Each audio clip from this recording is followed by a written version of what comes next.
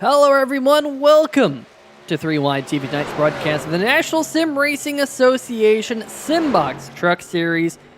Drew Eisenman and I, we have paddled our way across the Pacific Ocean to make our way to Twin Ring Motegi for tonight's Pam's Merry Christmas 225, right there on the right-hand side of the screen, presented by FatalConcepts.com.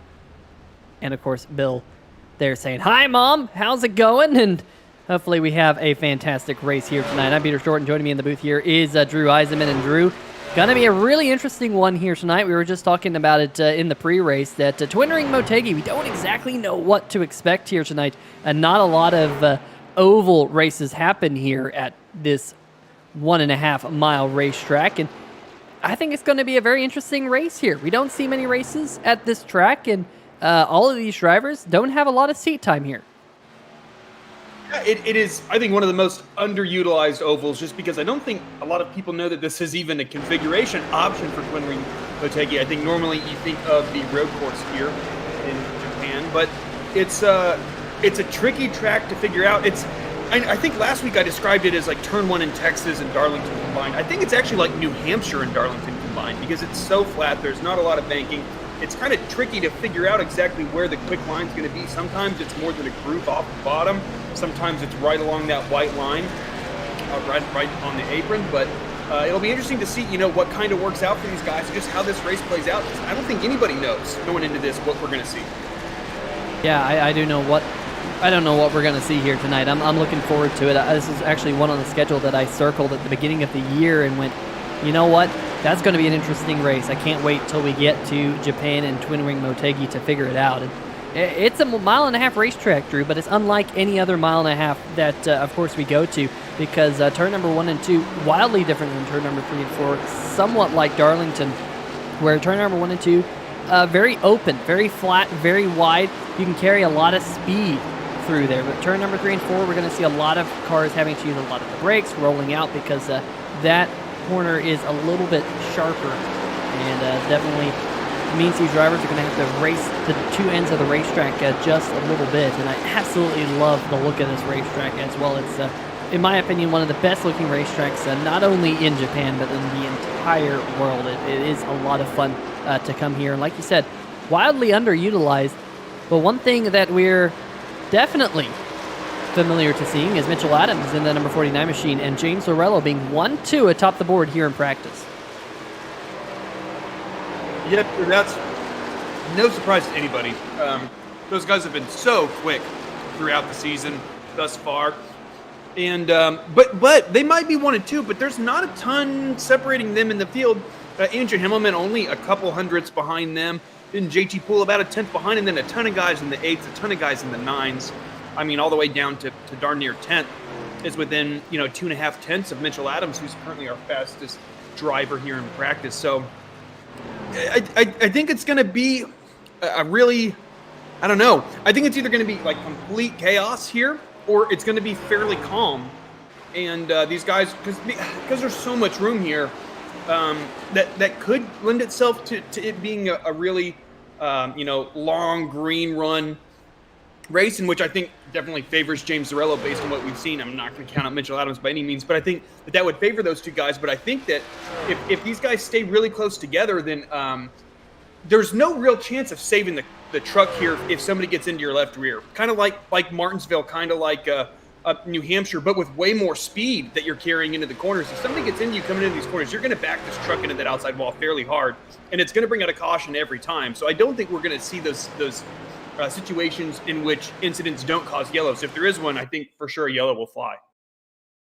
Yeah, I absolutely agree. Going to be very interesting to see how it all pans out. You can see a little bit of the Japanese countryside here. Definitely, like I said, nestled in a very picturesque portion of Japan. But we are now in Simbox Truck Series qualifying, trying to figure out who is going to be tonight's Sim Racing Shirts Pole Award winner. And there is Colin Ullery working his way out onto the racetrack. And it is open qualifying here tonight, Drew. All the cars out there on the racetrack at the same time. And that's going to be fun to watch. And, speaking of things that are going to be fun to watch, let's talk about tonight's Simbox storylines. Of course, we already kind of mentioned it. Twin Ring Motegi. We don't know what this race is going to entail. It's going to be very interesting to see who walks away with the race win here tonight. But what about the bullet point right below it? 5 races to the chase. We got to figure out which of these drivers make their way into the Simbox chase for the Simbox Cup. And the race count is winding down. There are only 4 races left after tonight. And we'll bring up those point standings here in a little bit. And also these drivers shaking off a little bit of a break after having a week off with Thanksgiving just 1 week ago. But Drew, while they're out there here in qualifying, we'll bring up the qualifying times here in just a minute. Why don't you go through tonight's standings entering tonight's race? Yeah, James Zarello, 4 wins thus far on the season. Been so consistently quick everywhere we go. It doesn't seem to matter what kind of track type. James Zarello is going to be in at least challenging for the win. At the very end. And then Bill Edwards, they're in second place, having a really good run. But, and with 73 points above the cut line, that's pretty solid shape. But he is quite a distance behind James Zarello. Jeff Price in third, also with the win this year, as is TJ Buck in fourth and Chris Darling in fifth, who has really, shown a lot of speed this year. I think he's one of those guys that on pace probably should have been around second in points, arguably, but just as there's a huge crash in qualifying. My apologies, that was very distracting. There were some cars flipping there on the backstretch, but he's run so quick. He's just had a lot of misfortune. But I think Chris Darling is going to be one of those guys come chase time that you are going to have to focus on. Jeffrey Johnson Jr. there in sixth, and Doug Milner in seventh, Mitchell Adams in eighth. But he has missed quite a few races this season. So, just to be in eighth is pretty spectacular. Having missed, I believe, 3 or 4 races. So that's pretty outstanding by that 49 truck. And then it starts to get close with Colin Ullery, and then obviously really close with Ben Adams. There's a decent buffer though between 9th and 10th. So it really seems like it's coming down to these guys are going to be battling for that 10th spot. And just to kind of update you what's going on behind Ben Adams, right? Because that's what we want to know. Paul Bilson, 7 points behind him in 11th, and 12th is Robert Dudley, 19 points. There we go, I'm doing the math. 19 points behind Ben Adams. So, and then there's a couple drivers and a few points behind them as well. So it's going to be pretty competitive for that 10th position there, Peter. Oh, yeah, absolutely. Without a doubt. It is going to be an interesting one. Of course, 5 races to go entering into tonight. You see the qualifying times over there on the left-hand side of your screen. It is James Zarello, your points leader, currently atop the qualifying leaderboard. But how about Andrew Himmelman in the number 4 machine right back behind him? He was fast in practice a little while ago. There he is. He's got the Lynchburg T-shirt company race machine right there, working his way through turn number 1 and 2. Great to see him atop the board. We've seen a lot of pace out of him, Drew, especially in qualifying, and he's showing that again here tonight. Yeah, he definitely is, Peter. He was quick in practice, and it seems like he's been, fairly hit or miss with these tracks. He's either been exceptionally quick or maybe struggled a little bit, but ultimately it doesn't matter, right? As long as you get yourself in that championship, battle there in the chase, then that's all that a 4 truck needs to do. And having a great qualifying here will certainly do that, as we see Bill Edwards have an incident. And this is not based on what we've seen in qualifying. It's qualifying. Guys are pushing as hard as they absolutely can. I love this open qualifying format. But we have seen quite a few incidents here in qualifying, and we will see if that translates to the race. But we're closing in, about 15 seconds left here, Peter, and James Zarello still up top. Yeah, and I'm actually watching as he actually puts in a better lap time, 35.718, just improved. I'm watching the disparity from the fastest car, which is Lorello, of course, to Robert Dudley. He's about half a second off the pace, and usually we see this number 15 machine up near the front on 1.5-mile racetracks. And going to be interesting to see if he can climb his way through the field here tonight, right there in front of the number 28 of Jamar Dumas. Dumas there coming out of turn number 4, going to get underneath the number 15. Checkered flag is out. These drivers will be able to complete this last timed lap, and Dudley unable to improve on his lap time. So we're going to see him charge from the back of the pack. There's Jeff Price. He's on pit road, and it looks like most of the field, this man right here, I think Justin White, will be the last car, and he actually did improve on his final lap. He jumps from 19th 20th up into 19th. So just bumping down Robert Dudley, who we saw just a little bit ago out there. Now he's going to fall back to the 20th position. But I'll tell you what, Drew, all looking good right now for the man who is your points leader, James Lorello. He will be picking up the Sim Racing Shirts Pole Award here tonight at Twin Ring Motegi. The only time we're going to be outside of the United States all season long. Great job for that number 9 machine. Again, being fastest out here in the Simbox Truck Series. Yeah, outstanding job by James. Not surprising that he snags the Sim Racing Shirts Pole Award.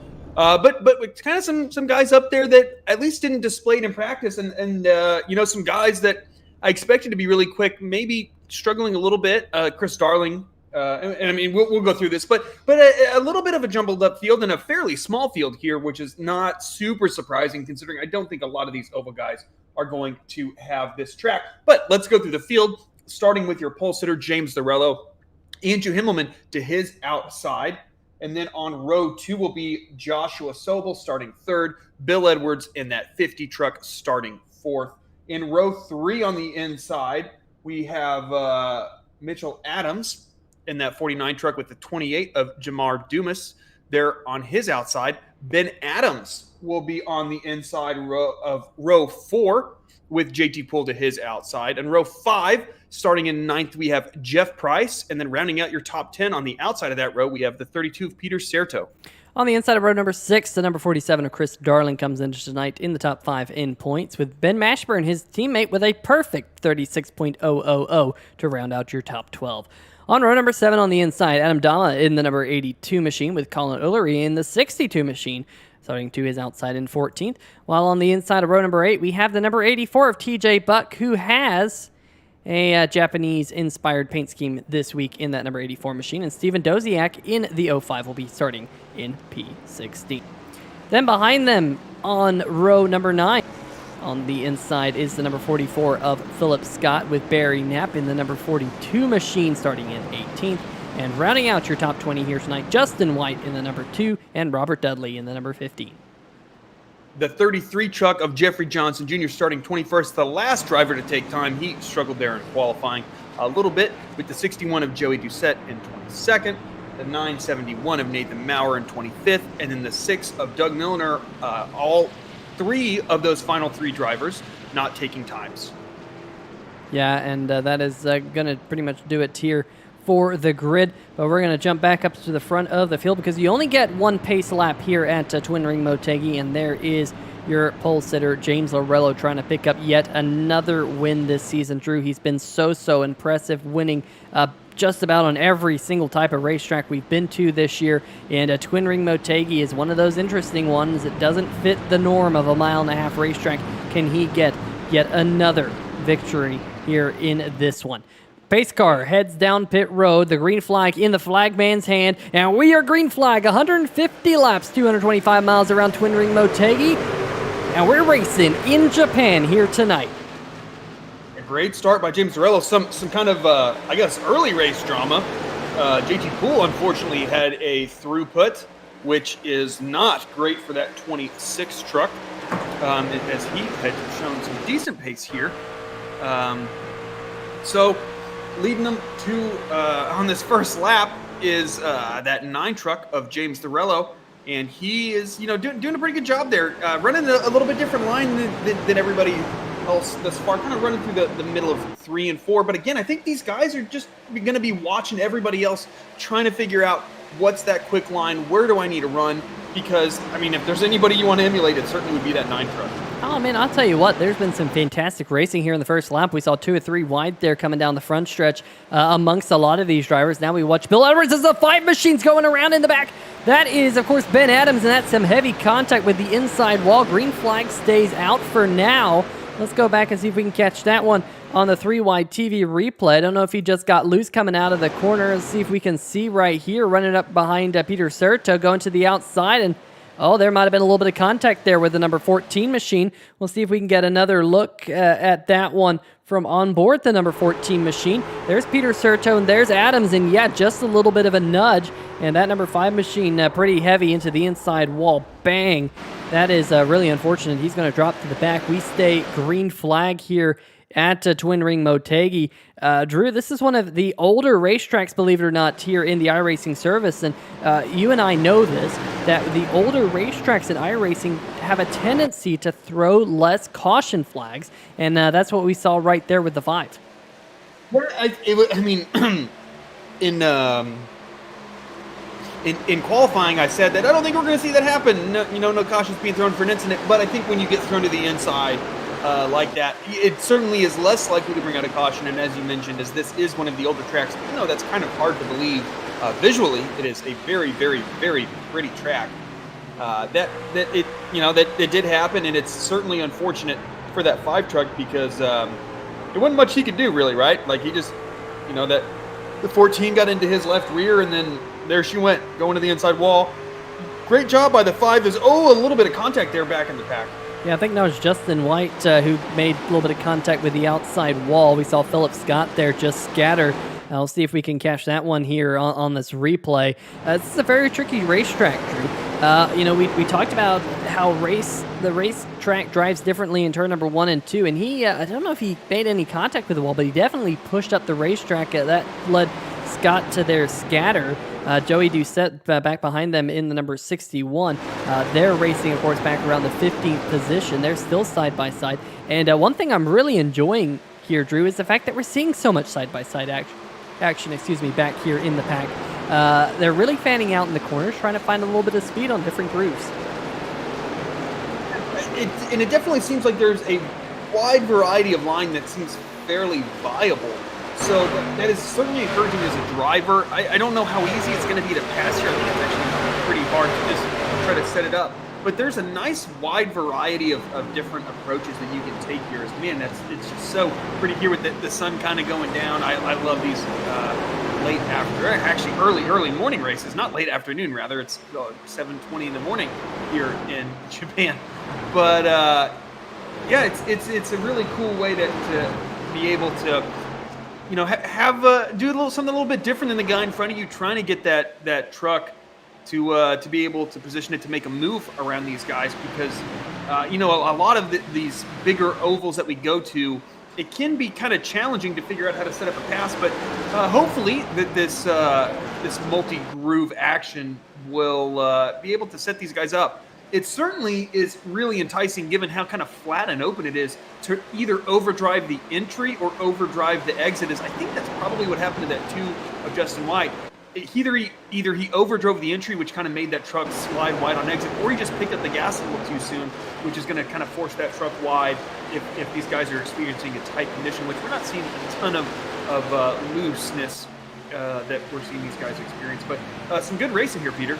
Yeah, here's the number 2. We were just talking about him, Justin White. He's racing side by side with Colin O'Leary. Meanwhile, in front of him, that's Ben Mashburn in the number 24 and the 15 of Robert Dudley, trying to work his way up through the pack. He qualified 20th. Now he has got himself almost up into the top 10. And not too surprising with that, Drew. We've seen a lot of pace out of that number 15 truck so far this year. Now Philip Scott a little bit back behind them, trying to make a move underneath O'Leary. So definitely some great racing here in the first 9 laps. I'm very excited for what the rest of the race entails. But one thing I've been noticing out there here tonight, some different paint schemes, including this one right here, the number 30 of Joshua Sobel. I gotta say, very, very festive scheme here tonight for the Pams. Merry Christmas 225. That number 30, Stay Tuned Sports Toyota Tundra, also running up there in second right now. He's definitely been showing a lot of pace in that number 30 truck. And I gotta say, Drew, I think Sobel's starting to turn the corner. We saw that at the beginning of the season, just seemed like he was having a lot of bad luck, couldn't quite find the pace, especially at the end of the race. But over the last few races, he's been putting together some very solid races with quite a bit of pace. So we got to keep an eye on that very good-looking number 30 truck here tonight. I agree. If that thing had some neon orange numbers on it, it would look darn near like an old Sterling Marlin scheme with the mountains and stuff on the side. But it's a really, really, really good looking Stay Tuned Sports number 30 Toyota Tundra. But we're starting to see Lorello the last lap or so put a little bit of a gap between he and Sobel. I know Josh has been incredibly quick on the short runs most places that we've gone to. And then I'm wondering if that's what's happening here as Mitchell Adams makes a move to the inside. Now we're going to see how well can that outside lane hold off that inside lane. I would think the 30 would want to kind of pinch him down just a little bit. Yeah, I think later in the race, I mean, we are only on lap 12 out of 150. This is a very, very long race for these drivers, at least lap-wise, right? I mean, we're only on lap 12. But I think that the key is going to be if you can really hold that guy down, then it's going to be really difficult for him to get to the throttle, that truck on the inside, like they need to. And I think you're going to be able to make that outside lane work as far as holding off the inside lane. It's just going to take a little bit of aggressive driving, which I just don't think we're going to see too terribly early in this race, considering we only have, I don't know, 137, 38 laps to go. So ways to go in here. So good on these drivers for not driving each other too hard. We're looking further back in the pack. Looking at Chris Darling, Jamar Dumas. Chris Darling, made some decent round up here early after qualifying just outside of the top 10 and 11th position, all the way up to 6th. I just wanted to cover something real quick, though, before I hand it back over to you, Peter. That's Colin Ullery. He had some contact with the 84 of TJ Buck when we saw that 5 spin around, and he has a ton of front-end damage on that 62 truck. Yeah, in fact, he is continuing to slide back through the field. He's all the way back to 18th now under fire from the number 6 of Doug Milliner in the Indianapolis Colts Ford F-150. This would be 18th position for the number 6 if he can take it away here from Ullery. But I would think that front-end damage on that F-150 on the left-hand side of the screen there, the Red Bull machine, definitely affecting the way that car is driving. I mean, turn number 1 and 2 here especially are very, very quick, and you need quite a bit of downforce. We're going to go on board here with Ullery and exactly see the speeds down there. In the bottom left-hand corner of the screen, we saw 129 miles an hour there briefly before he gets here down the straightaway up to about 166, now back down to 137, 138. So you can see there, Drew, how different turn number 1 and 2 is. In fact, he's up here now about 147, 145 through kind of the middle of the corner. So he's backing up his corner, getting down to about 140, then getting back on the throttle up to 172 there on the backstretch, but now down to 114 miles an hour there briefly in turn number 3 and 4. So that just tells you how different this racetrack is. You only dropped to 137 or so in 1 and 2, but you're about 20 miles an hour slower in 3 and 4. You really got to get on the brakes with these trucks and really manage your tires and manage these corners. You can tell how turn number 1 and 2, it feels like it goes on forever. It's kind of shocking to think that this is just a 1.5 mile racetrack, as Ullery's going to lose another spot there to Dama in that truck. I think the 62 is praying for a caution to happen fairly soon. He is really, really struggling with that truck. I mean, to no surprise, it looks like he was exceptionally tight. And when you have the front end damage like that, he comes way out towards the wall there. But back towards the front, looking at now the 14 truck of Jeff Price there in 8th position. The field has really started to kind of spread out quite a bit. There's 8 seconds separating your top 10 right now, which is pretty large here for the trucks. I mean, especially for 1.5s. We've seen these 1.5s be darn near restrictor plate races at places like Texas in Las Vegas. So, a different feel here, but I think it's one of those things that it's something that I don't think we necessarily see enough. What makes restrictor plate racing so special, or what did, is that it was, once every now and then. But it definitely seems like this is a place that is more old school, rewarding the driver, and some big pace differences here between the drivers tonight, Peter. Now, what I'm going to be interested to see exactly is which one of these drivers are electing to save their tires. I mean, we see Chris Darling, he's 5.8 seconds back, but is he just saving his tires, for a late charge, late in the run? I'm keeping my eyes on some drivers. I mean, the 15 of Dudley, we highlighted his charge up through the field. He got up to the top 10. he's now dropping like a rock. He's dropped back to 14th, and now he's under fire here from Barry Knapp and the number 42 AC Delco Chevrolet, and Doug Milliner, the number 6 machine, starting to knock on the door as well. So that 15, Dudley, shot out of the gates like a cannon, but now sliding back through the field. I think that tire wear is something that's going to be on a lot of these drivers' minds here tonight. Of course, they do run a reduced fuel tank, and we're probably about 10 laps or so away from our first green flag pit stops of the night. But for drivers like Dudley and like you mentioned, the 62 of Ullery, they're hoping to see a caution here pretty soon as the 15 and 42 once again side by side here down the front stretch. I think we both had a little bit of the same reaction there. I just didn't have my mic keyed because I thought that 6 was going to force a 3 wide. I was like, oh no, but he didn't. Patience definitely the better part of valor in that part, and the 6 just kind of waits his time and is going to make that move there on that 42 truck of Barry Knapp through 1 and 2, going down the back stretch. Nice job so far by that 6 truck, moving up from 23rd now to, as he got into the 15 truck. And 3 and 4 there as the 15 continued to struggle. Yeah, you see that 6 washed up the track, but a little bit of damage to the back end of that 15. And there was quite a nudge there he gave that 15, but great job by Robert Dudley to keep the thing underneath him. Yeah, we'll see if we can go back and get a quick replay of that contact that you mentioned there, Drew. They were going off into turn number 3 when this Indianapolis Colts F-150 just dives it off into the corner right there through the center of the corner. I don't know if the 15 of Dudley hit the apron or what, but it seemed like Dudley had a big wobble there in the middle of the corner and nowhere for the 6 machine to go, so they'll have to kind of reset. Meanwhile, back up towards the front of the field, the number 50 machine of Bill Edwards is starting to knock on the door of your race leader. He certainly is, and maybe the tire saving like we've been talking about. I mean, that 15 truck is carrying about 5 miles an hour less apex speed than the guys around him, let alone compared to the leaders. He is super struggling, and I think that is the more extreme case, but it wouldn't surprise me if Bill Edwards was just doing something a little different, saving his tires a little bit better, because he drove by Mitchell Adams and then kind of set sail for James Zarello, and I think this 9 truck's going to have all he can handle before too long. Yeah, we're going to watch out back of the number 9 machine right at the front end of that number 50 of Bill Edwards. Of course, these two are teammates, and we've just been waiting, Drew, to see Bill Edwards to get to victory lane here on 3 Wide TV in the Simbox Truck Series. Unable to do so just yet this season, but he's been fast so many times in that number 50 truck, and that's why he's up there in the point standings. And now he's having a look to the outside, looking for the race lead to the outside of the number 9. Thinks better of it. It's going to have to slide back in, but definitely Bill Edwards knocking on the door, or maybe he saved his tires a little bit better. Last time by, though, he was much quicker than that number 9 machine, and you can see that lead is all but evaporated for Lorello. He's just kind of doing like almost a little bit of, like just waiting, turning that truck down.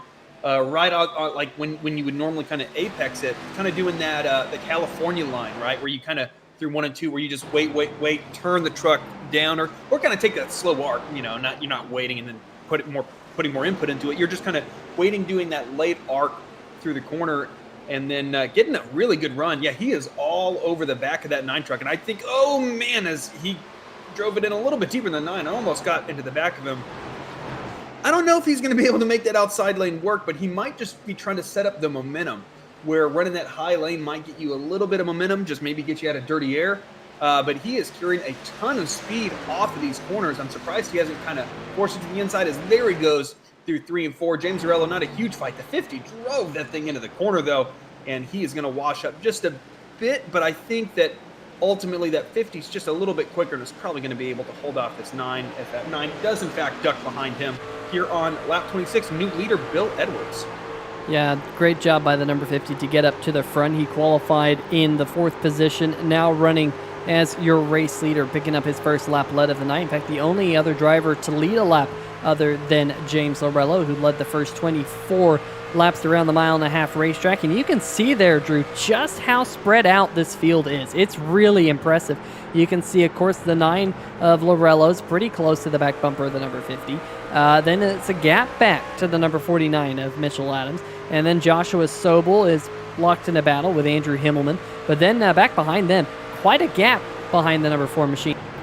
you see it right there. That's Chris Darling there, the next truck back behind him. He's launched in a battle with Jeff Price, who's actually been closing in on the back of the 47 machine over the last 5 to 10 laps. And then Peter Serto running down there in 8th position. He's back there. There he is. And you can barely see any trucks back there behind. We're right on board, with the number 14 of Jeff Price. That's Peter Serto back there. Quite a long ways back, about 4.5 seconds. So this field really getting stratified at this point in the race. Driver just outside the top 10. That's the number 77 machine in the 11th position right now. That's Doug Neal running right behind Joey Doucette. I've been watching Doucette. He's been slowly working his way into the top 10. And he's running right there behind Jamar Dumas. Philip Scott currently running back there in 13th. He's locked with Milliner. He's been creeping his way forward. In fact, Milliner here just peeking his nose to the inside of that number 44 truck. But back behind them, again, more stratification of the field. Adam Dama and the 42 of Barry Knapp, they're close together. Stephen Doziak in the 05, there he is. A little bit of a new look on that 05 this week. In fact, Drew, is that one of those cars that changes color when you see it from different angles? It looked like it. Maybe it's got you know what it's got on it, Drew? I think it's got the Dunkin' Donuts spec map, but it's got the Yuengling beer colors on it, so it kind of does that color chromatic like effect. As we also see Adam Dama and Barry Knapp trading spots.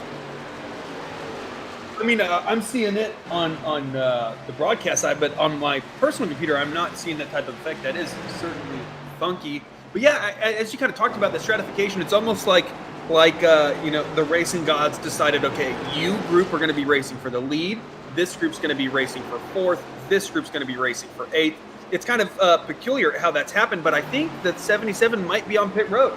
Yeah, the 77 and the 44 coming down pit road. Also looks like we're going to see Ben Adams in the number 5. Remember, he was involved in that very early contact with the inside retaining wall. So a couple of early takers here on lap number 29 as your leader there. The 50 of Edwards completes lap number 30. He's got himself up to a pretty respectable race lead right now because we have another taker on pit road.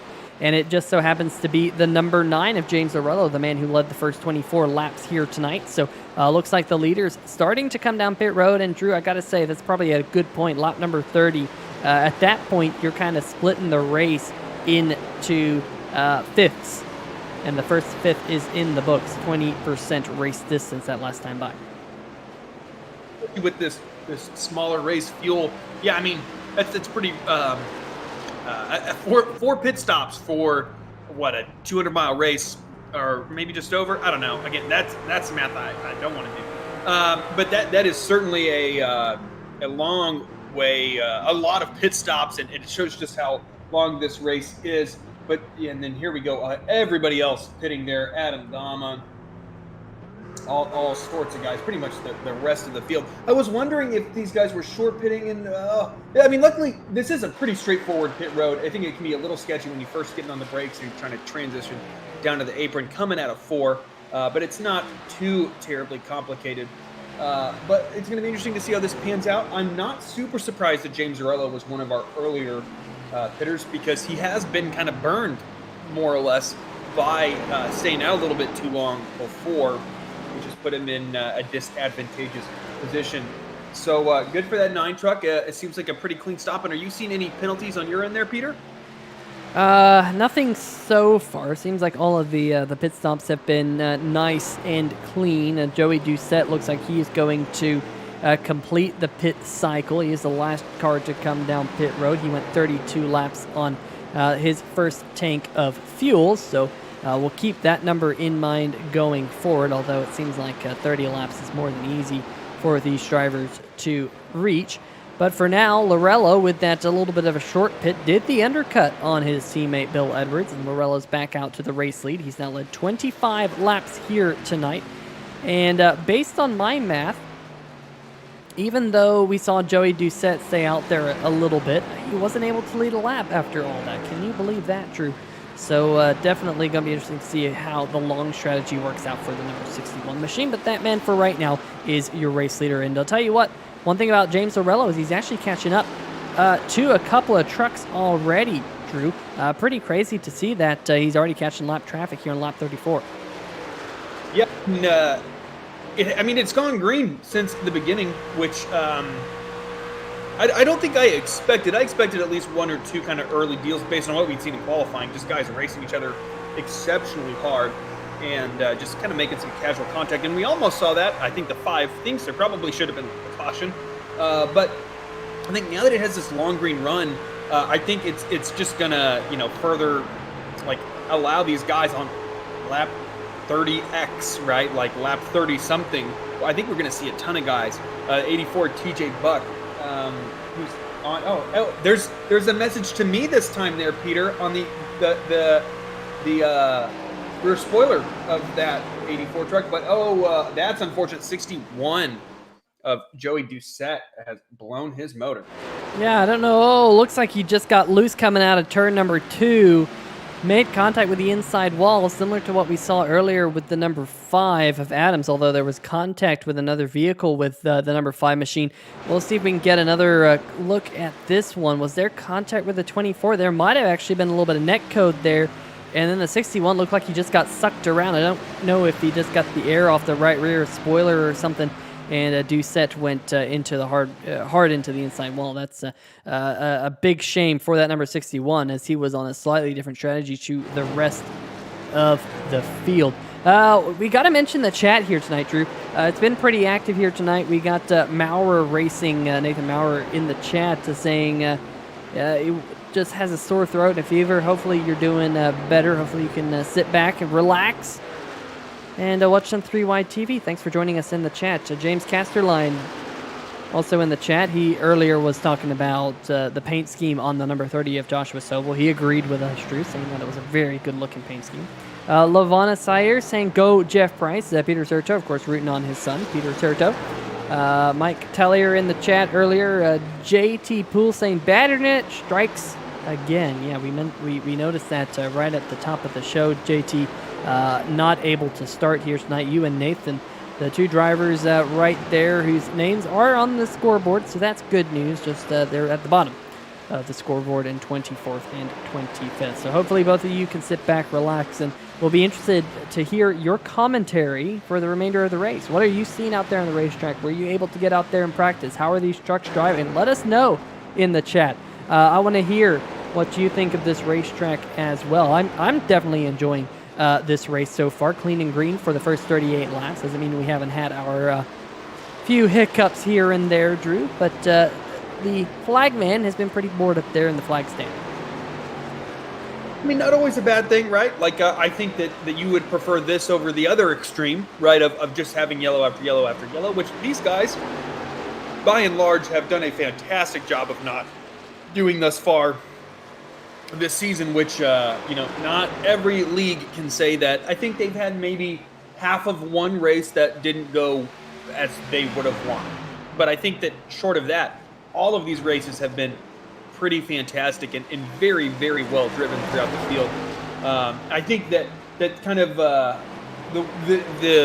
the recent, I mean, not recent, but like developments of iRacing have helped that. I think that you're able to see some guys make contact like the number 6 of Doug Milner made to that 14 truck, right? I think that if, you and I experienced this, if this were other games, like iRacing's predecessor, that definitely would have been a spin and a caution.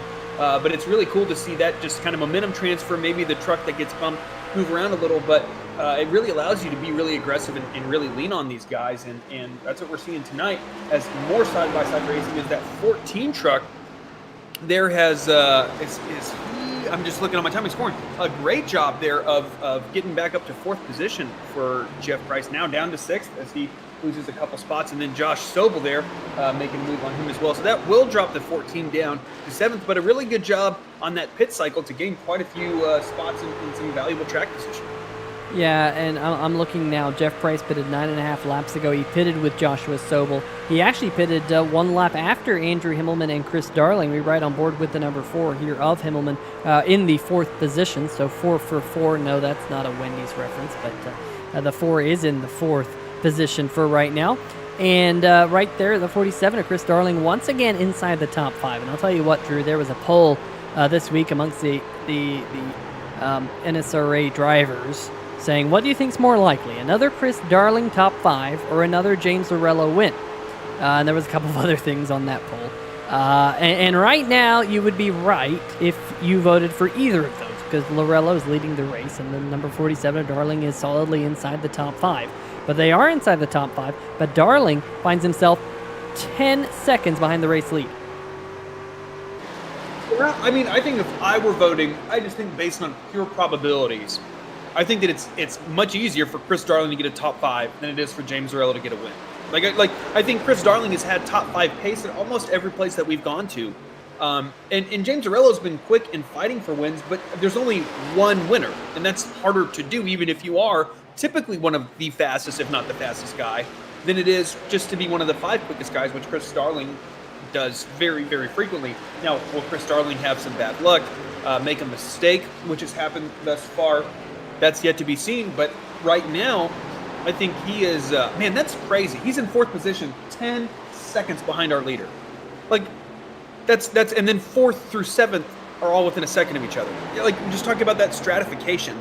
That's crazy. And then 8th of Doug Neal kind of by himself, but then 9th through is 20 seconds back, then 22, 23, 23, 23, 25. Just so segmented, this field, it almost kind of feels like a Formula One race, right? Where you kind of have Mercedes and then Red Bull and then like the midfield and then Haas and Williams. You know, kind of what it feels like. You got the Formula 1.5, they call it, and then you got like the Formula 1.9, which is the Williams right at the tail end of the field. But you know, definitely it is interesting to see that we already have a couple of trucks one lap down as we now watch this battle between the number 28 of Jamar Dumas there in the Haviland machine with the 6th of Milliner. This is the battle for 11th right now. I mean, it's great to see. I'm sure these drivers out there enjoying the race and enjoying a little bit of green flag running. I'm really curious to know how these trucks are driving. Now, we did have a couple of those drivers respond in the chat with JT Poole saying, brake bias is huge here. If you find your sweet spot, you can easily find temps and save your tires. We also got Michael Mooney in the chat saying, who to root for after missing the start due to work? Maybe Darling, maybe Doziak. Michael, why aren't you rooting for us up here in the 3-wide TV booth, buddy? We're easy to root for. We win every time. Maurer Racing saying 16-to-1 ratio is the way to go. Of course, that is actually one of the few adjustments that these drivers do get, as Milliner able to make that pass on Dumas, just barely squeaking in front of the nose of that Texaco Haviland Chevrolet. But that is one of the few adjustments that these drivers do have in a fixed setup league, is they can fiddle around with brake bias, which we heard was important from JT Poole. And we also hear that steering ratio is important from Nathan Maurer. So I'm sure these drivers here, and possibly this is one of the reasons for the stratification here, Drew, is that maybe some of these drivers played around with that a little bit more than others.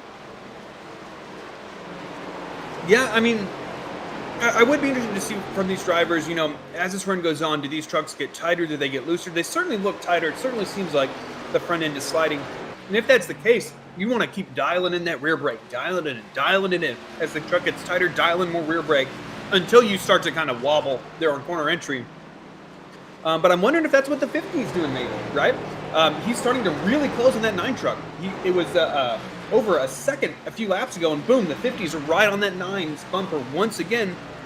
You know, 20 laps into this run, about this time last run is right where that 50 is going to be. I think that 50 should be a little bit more aggressive here this time, though. Try to get by that 9 truck. Try to build up a good gap between you know, you and him, and that's what we're seeing right here is the 50 really dives it down into turn 1. This is certainly the corner to drive it in a little bit deeper. It's certainly easier than 3 and 4, but James Zarello not laying over like he seemed to last time in the 50, not really utilizing the full extent of corner exit. And that 9 is actually going to be clear. I doubt he chops his teammate off. I'm sure that has a lot to do with it. But though the 50 drives it in a little deep, washes up just a little bit, he's going to have to get that truck back down towards the bottom, and maybe a little loose off there. I don't know if he was just trying to knock it into that 9 truck, but he's really pinching that 50 truck on corner exit, which is costing him some speed down the straightaway. Yeah, and you can see how they fan out there in the middle of the corner. Man, I love that look at turn number 1 because you can really see the different lines that these drivers are running. But for now, Lorello still holding strong, using that higher groove on his teammate Bill Edwards. Remember that Edwards has 1 lap fresher tires, which could be important here as this run goes on. But if you're Edwards, you just got to be concerned because you don't want to eat up your tires running side by side with the other car. You want to get by and you want to make that pass as quick as you can so you can kind of sail off into the sunset as we are now probably about 9 laps away from green flag pit stops once again. And finally, Bill Edwards gets back up to the front. He's led 9 laps here tonight. Lorello's led 41. These two drivers have combined to lead all 50 of the first third of the race. And now we move closer and closer towards the cross flags halfway mark. Tana Himmelman in the chat as well. Ray Heilig saying Doug Milliner for the win. The number 6 of Milliner cracking the top 10 here just a minute ago. And of course, Tana Himmelman rooting on Andrew Himmelman, who's currently being scored in the 7th position. He's lost a couple of spots from the last time we checked in with him. There he is. One driver who's on the move, though, Drew, is the number 47 of Chris Darling. He got himself up into the 4th position. But like we mentioned, now he has a pretty big mountain to climb to get to the back bumper of Mitchell Adams. 5.8 seconds up the road from Darling. I mean, that's a lot. That's a big task ahead of that 47 truck, especially when you're guys like Bill Edwards, James Arello. Like it's not like you're kind of, you struggled in qualifying and then some of the guys around you pace-wise struggled as well. I mean, he's going to have to close 10 seconds. And, 100 laps is a long time, but 10 seconds with the quickest guys in the league, or in the series, rather. So we'll see if he can get it done.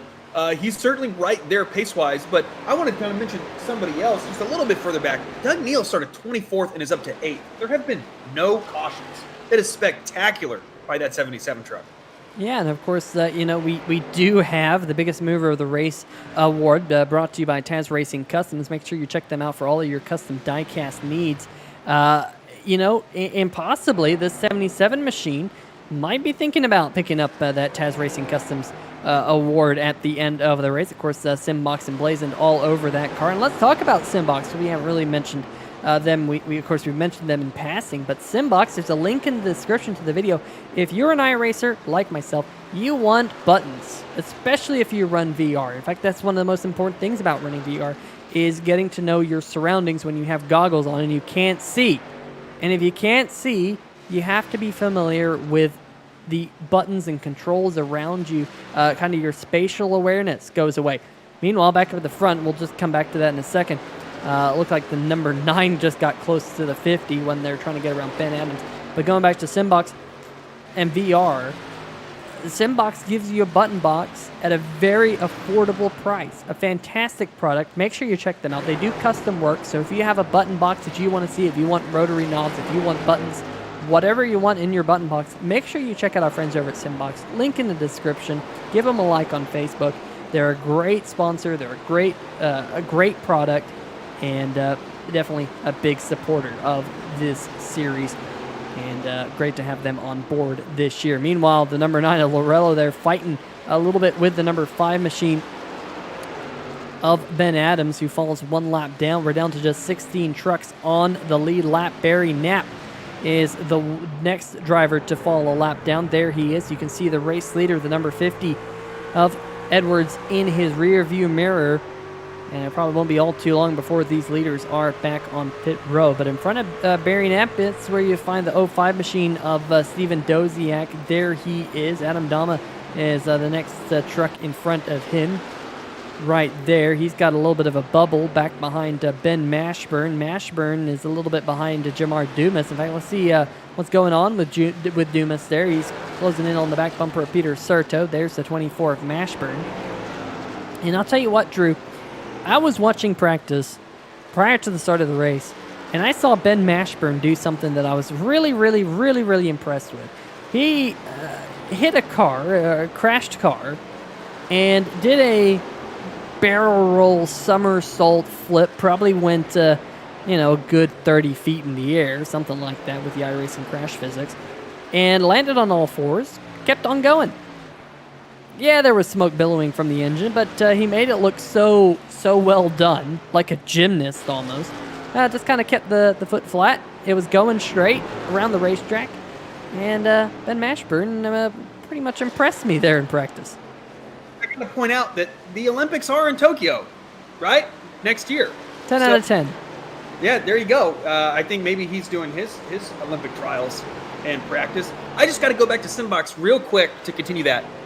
It's also not just for iRacing and sim racing. If you like flying, flying simulations, like I know you do, I know I do as well, you certainly could use more buttons than what you're given with a normal PC. So another use that you could absolutely use that Simbox product for. But yeah, and now we're looking back at Josh Sobel, struggled a little bit, but has stabilized there around the 5th position.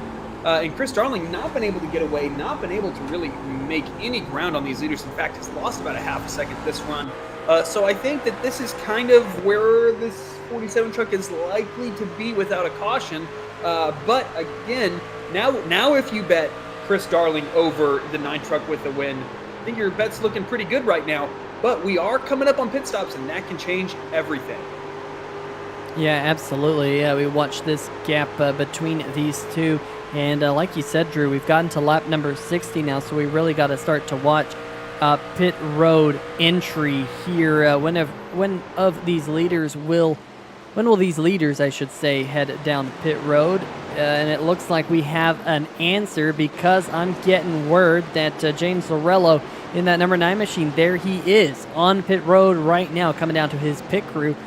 We saw him run 30 laps under the first stint, now 30 laps under the second stint. And he's going to come get 4 fresh tires on that race truck.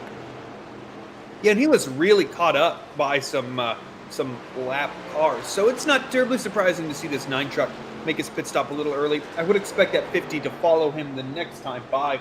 As I think unless you can, stretch it to 50 laps or so, there's no real reason to run 33 laps, right? Like, just run the 30 and come down pit road. Unless you're thinking that there might be a caution, but I think that seems not impossible, but improbable at this point. So that 47 truck now on pit road as well, and now I think we're really going to start to see the full field cycle through on these pit stops, and then we'll see when will this 50 pit, and how will that cycle him out with James Zarello. Yeah, we go on board here with your current race leader, the number 50 of Edwards. Is he going to come down pit road? Yes, he is, and he gets on the brakes. Kind of an interesting entry down pit road here, Drew. Extremely long front straight pit road. I mean, it goes on forever here at this racetrack. Huge pit boxes, which are really easy to get in, at least in real life. It's almost to the point where they're almost so big, Drew, that they're hard to kind of find where you're supposed to. Oh, there you go. That's what I was about to say.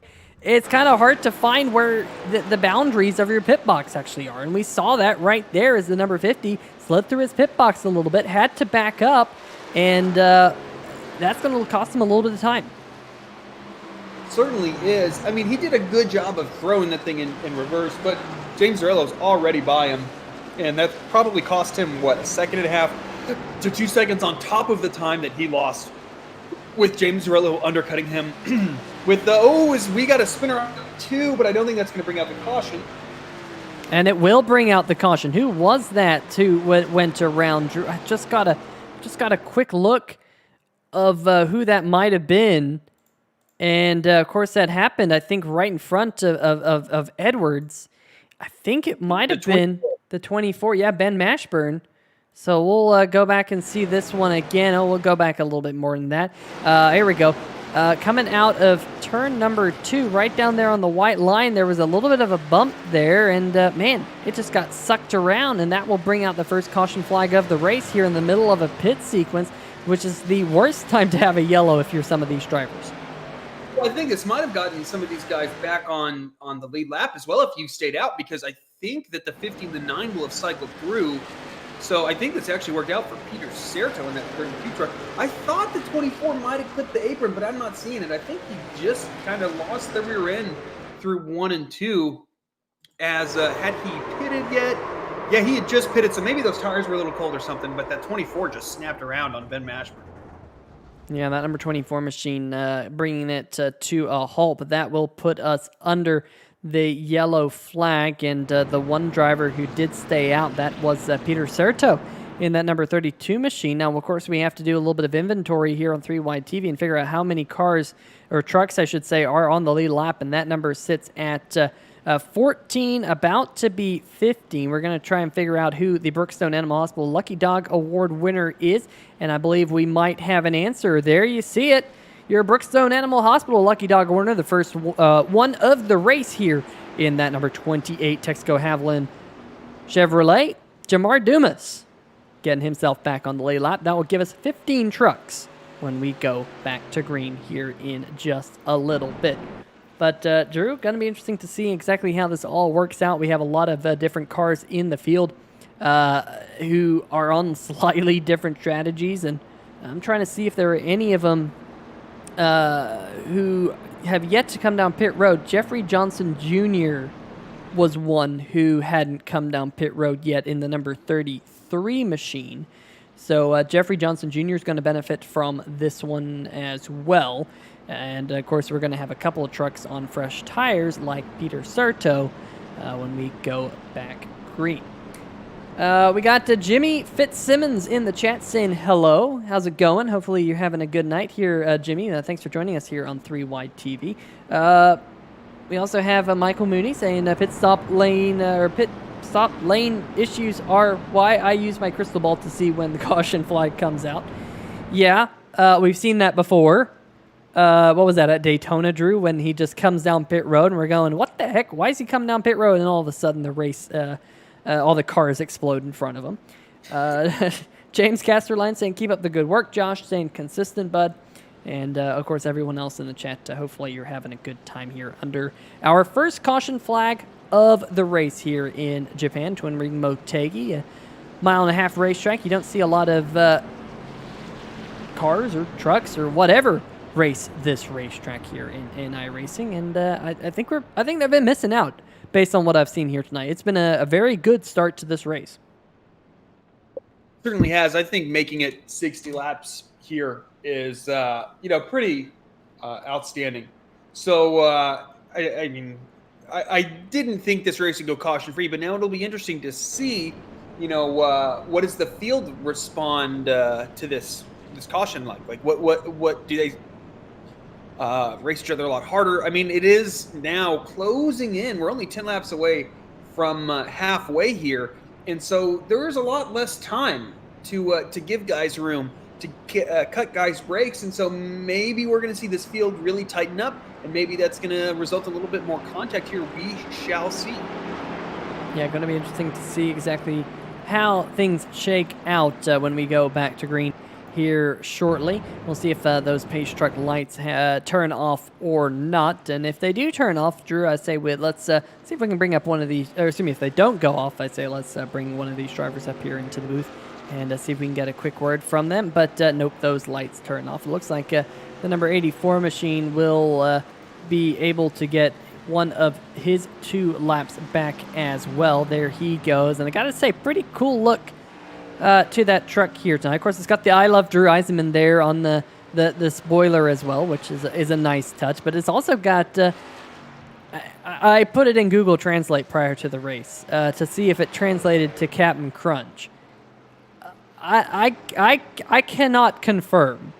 Google Translate said it translated to Capitan, not Captain, but Capitan something else. I couldn't remember. The second word didn't even make sense. It wasn't even a word for me. So perhaps your Japanese is better than mine, TJ, or perhaps you know someone who speaks Japanese, but it might be better than Google Translate, because obviously Japanese is a very difficult language.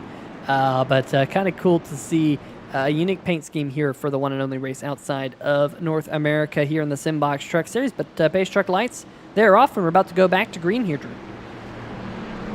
Yeah, certainly, Peter. And I can't tell you what it says in Japanese, but what it says in Chinese doesn't make a lot of sense to me, which is I can read a little bit, not much, but a little bit. But those languages share very similar characters that don't necessarily mean the same thing. But we are back to green here at Twin Ring Motegi, rather, as James Zarella with a good restart here in the 50 truck. Not so much, struggling a little bit to get the thing up to speed. But here comes that 14 of Jeff Price with a bombshell of a restart, as he is going to be looking to steal that lead. More drama further back in the pack. And who is that, Peter? That's Adam Dama, who had an issue back in the pack. Already seeing him go sideways here. We'll go back a little bit more.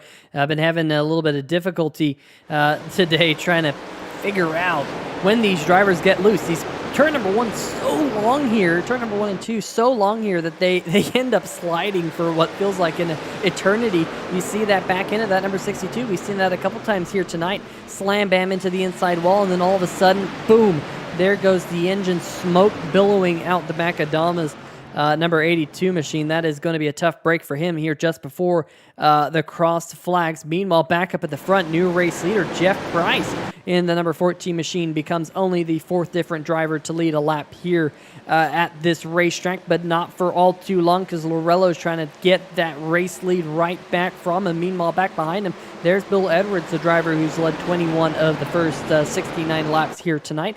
Edwards slotting into 3rd right now. Then you got Mitchell Adams. And how about the 5th place truck? You mentioned him, Drew. The 77 of Doug Neal. He started all the way back, pretty much shotgun on the field. He's now got himself up to 5th. But here comes the 44 of Philip Scott, who wants to take that spot. That 77 has just been fantastic from the start of this race. Just racing his way now up into, I believe, to 6th, as he just lost that position to Philip Scott. Which he did, but that 77 just seems to get stronger as the runs go on, and so we'll see if this is just part of his strategy of saving a little bit. I know that when you have that long green run, it becomes really easy, and it works really well if you kind of are a little bit more patient with the truck, right? If you don't drive it in as deep and then you kind of get the run center off, but that's certainly not what is going to reward you and these short run restarts. It's the guys that can be hyper aggressive, like we've seen thus far, that ultimately you're going to get penalized a little bit on the long run, but ultimately you're going to, or in the short run rather, are going to gain a lot of time and a lot of track position. So we will see if that's the case for that 77 truck. That 44 of Philip Scott having a really good run there though as well. As I mean, this is pretty much what we've seen this far as drivers running towards the front, especially the top 5. I don't think there's any surprises with our top 5. Philip Scott has displayed quite a bit of pace at times during 5th position, but this is certainly one of his stronger performances thus far. As now we're looking at the 84, and is that the 50? What happened to the 50 truck there, Peter? Am I? Oh, no, that's not the 84. That's the 49 truck. They're kind of similar paint schemes, but not quite the same. Okay, so I was worried. I had a little bit of a heart attack there for that 50, Pete. Yeah, he's still up there in the 3rd position right now, right behind the number 14 of Jeff Price. We have Jeff Price's sister in the chat here tonight, Lavana Sayer, and hopefully you're enjoying watching that number 14 truck right up there inside the top 3. Good looking number 14 there. Arkansas Razorback on the side of that racetrack right there, working his way now out of turn number 2, trying to track down your race leader of Lorella, the man who got the Sim Racing Shirts Pull Award earlier in the night, and trying to lead the cross flag lap here in about a lap or so from now, because that's right, folks, we're closing in on the halfway mark. There's Bill Edwards, though, trying to make a move. That was a late move on the number 14. I don't know if Price got tight there, Drew, but it seemed like that number 14 truck just washed up the racetrack, opened up the door for the 50, and Edwards took the spot, and now Price under more fire back there, now falling into the clutches of Philip Scott. That's a battle for the 4th position.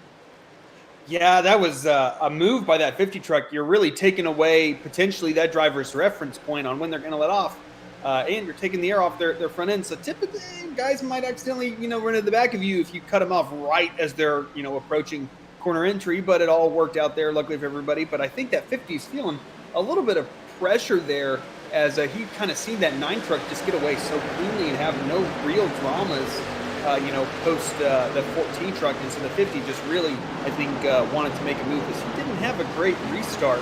But you wouldn't know that now, as he is right behind him, is that 14 there. Now that we're focusing on him, Jeff Price struggled a little bit on these long runs. And, it certainly isn't a long run at this point, but a few laps into this run now, about 10 or so, and the 14 truck's starting to maybe struggle a little bit, like we saw, maybe a little bit of overdriving. We certainly saw him show a ton of pace here for these first few laps, but now he is really under fire from that 47 of Chris Darling. Yeah, Jeff Price, your winner from earlier this season at the Las Vegas Motor Speedway here. He's going to slide back another position behind that number 47, so move him back to 6th. He will now start to fall into the clutches of the number 30 of Joshua Sobel, the Stay Tuned Sports podcast Toyota Tundra, fallen back to 7th as of late. Mulliner in the number 6. He's now up into the 8th position. I should say Sobel's in 7th. I think I said he's in 8th. But then back behind them, Andrew Himmelman and Doug Neal going toe-to-toe. Himmelman going to take that position, move him back up to 9th. Remember, Drew, he was in the top 5 earlier at the top of the show. He slid back a little bit, now trying to mount the charge back towards the front. And Peter Serto back behind him with, I think that's Robert Dudley. This is a battle for the 11th spot. They're side by side right here through the center of turn number 1 and 2. As just like that, we're now in the back half of tonight's race. And really got to talk about the fact that one of the stories coming into tonight, of course, is that second bullet point there in the Simbox storylines. 5 races to the chase. Well, now we only have 4.5 races to the chase. We'll have 4 left over after tonight. And, with a lot of drivers, one story I wanted to mention, it earlier when we talked about the point standings, was Paul Bilson. He was on the outside looking in. He's not even here tonight. He wasn't able to make tonight's race. So, that's going to be a big hit for the driver who is in 11th place in points, just outside the Simbox chase. Meanwhile, up at the front, side-by-side battle for the race lead between the 50 and the number 9. We've seen these two go toe-to-toe a couple of times here tonight. In fact, these two drivers have led all but 3 of the first 79 laps that have been made here at Twin Ring Motegi, and it looks like Edwards going to try and get the better of his teammate here out of turn number 2. I was about to say, I wonder how much tire that 50 is burned off racing that 9 truck and really pinching it off out of the exit of the corner. He's got to be not kind to that right front doing that as the 9 comes right back on him. But I think this 50 truck, man, he just kind of didn't quite hold it down enough like we were talking about. What that 9 does so well when the 50's trying to get by is what the 50 kind of struggled at right there. The 9 really can hold Bill Edwards' teammate down there quite a bit. I thought the 50 was maybe going to give James Lorello a nudge there. But Lorello just can hold that truck right to the door of that 50 through the corner, which really prevents Bill Edwards from being able to get a good, clean run center off. And then when Bill is on the outside, he just gives a little too much room to that 9 truck. Maybe being a little too kind there, kind of the Mark Martin syndrome, right? Probably would have had a couple championships had he not been such a nice guy. But I think that as this run gets further and further, maybe that 50 will turn that aggression knob up quite a few notches. Yeah, and of course he has to keep his eye in his rearview mirror as well, because Mitchell Adams, your reigning Simbox Truck Series champion, right there in the Adams Racing number 49 blue and orange Chevy Silverado. So, if you're Edwards there, you've been fantastic at saving your tires. We're closing in on lap number 90, and remember, Drew, these leaders, the 50 all over the back bumper of the 9 once again. These leaders have been pitting every 30 laps, so will we see them come down on lap number 90? Will we see them go a couple of laps past lap number 90? Of course, because of the fact that we have that caution, we'll just have to wait and find out, but probably in the next 10 to 12 laps, we'll start to see some trucks start to peel off the racetrack and come down to get some Goodyear tires. But the field, that caution bunched everyone back up together, and it seems like for the most part, at least inside the top 10, bunched together a little bit closer than what we saw earlier in the race. Absolutely, Peter. And then just looking at this 49 truck, we kind of haven't seen him as he is right on the back bumper of our second place. But we'll get back to that in a little bit. Looking here at Philip Scott and that 44 truck. Battle right here for around the tail end of the top 5 is Jeff Price. He's holding down that 5th position. This is certainly kind of what we wanted to see from just the guy that just kind of came out of the picture. That 47 of Chris Darling kind of wiped away 10 seconds between those guys. We had a little bit of contact up front between our 2 leaders' teammates as the 50 kind of shoved the 9 into the corner. I think this 50 is getting a little fed up with how the 9's racing him, because this is bringing Mitchell Adams right into this race, as now suddenly we have a 3-way battle for the lead. How about this? It's been a 2-horse race so far, but now Mitchell Adams saying, you know what, guys, I'm the reigning champion. I want to go play for the race lead as well. Side by side between the 2 teammates, Lorello and Edwards, working their way out of turn number 2 onto the backstretch. 175 miles an hour at the end of the back straight as they dive off into turn number 3. Once again, hard on the brakes. It's very flat down there. You have to get that truck to roll through the center, but Edwards, he's got his truck clear, but here comes the 49 of Adams. Just like that, Adams, I thought he had a run on the number 50, unable to get alongside him, but he is alongside with Lorello as they go off into turn number 1. It looks like Adams now clear and up to 2nd. I was wondering when we would start to see that 49 truck pop his head up. And 150 laps is a long time to give somebody that's as quick as Mitchell Adams. He hasn't been as quick as I think I was expecting him to be coming into this as you. I think I might have gave him a little bit of nudge there. But we're really seeing this aggression ratchet up here. But that 49, you give him, I mean, heck, 80 laps here at Twin Ring Motegi. He's going to figure it out. He's too talented of a driver not to, and that's exactly what we're seeing is he almost was able to kind of opportunistically seize that race lead when those 2 teammates in front of him were just kind of, having at it. That 49 just kept it calm, kept it cool, and, tried to take advantage. But, this is as far forward as we've seen that 49 truck thus far. And here he goes, making a move into turn 3 underneath that 50 truck as the 9 really sends it in there as well. Man, we are seeing some aggressive driving, fantastic driving between these guys. That 49 of Mitchell Adams will clear that 50 truck and take the race lead for the first time here on lap 87, coming to lap 88. And we are closing in on lap 100, last 50 laps. It's going to be really close as the 50 really drives it in there. And man, these guys are trying to play bumper tag here going into these corners, Peter. Yeah, and you know what I'm really impressed with? Jeff Price and Chris Darling, they have run down this battle for the race lead. We're on board right now with the number 14 of Price. There's Chris Darling. We know Darling has that long run pace. We've seen that out of him a lot this season, and he's right there on the back bumper of Lorello here as we come out of turn number 4 to knock lap number 89 in the rear of the mirror. And gotta say, just this 47, again, that long run pace, we've seen it out of him all season long, Drew, that he's very patient. He knows when to make a move, and he's just lurking inside the top 5 once again. We've seen some wins taken away from him with this very same paint scheme. I think it was Richmond where we saw this number 47 Fleet Pride Toyota Tundra dominate that race. He didn't get to go to victory lane that night. Could this be his night here at Twin Ring Motegi? He gets a run on James Lorello, your points leader right now. And I think Darling's in the prime position here to take over the 3rd spot here as we work lap number 90. Looks like Adam Dama there. We saw a brief shot of him come out of pit road, and he's going to be trying to fight that number 82 machine just to keep it up to racing speed in that race car.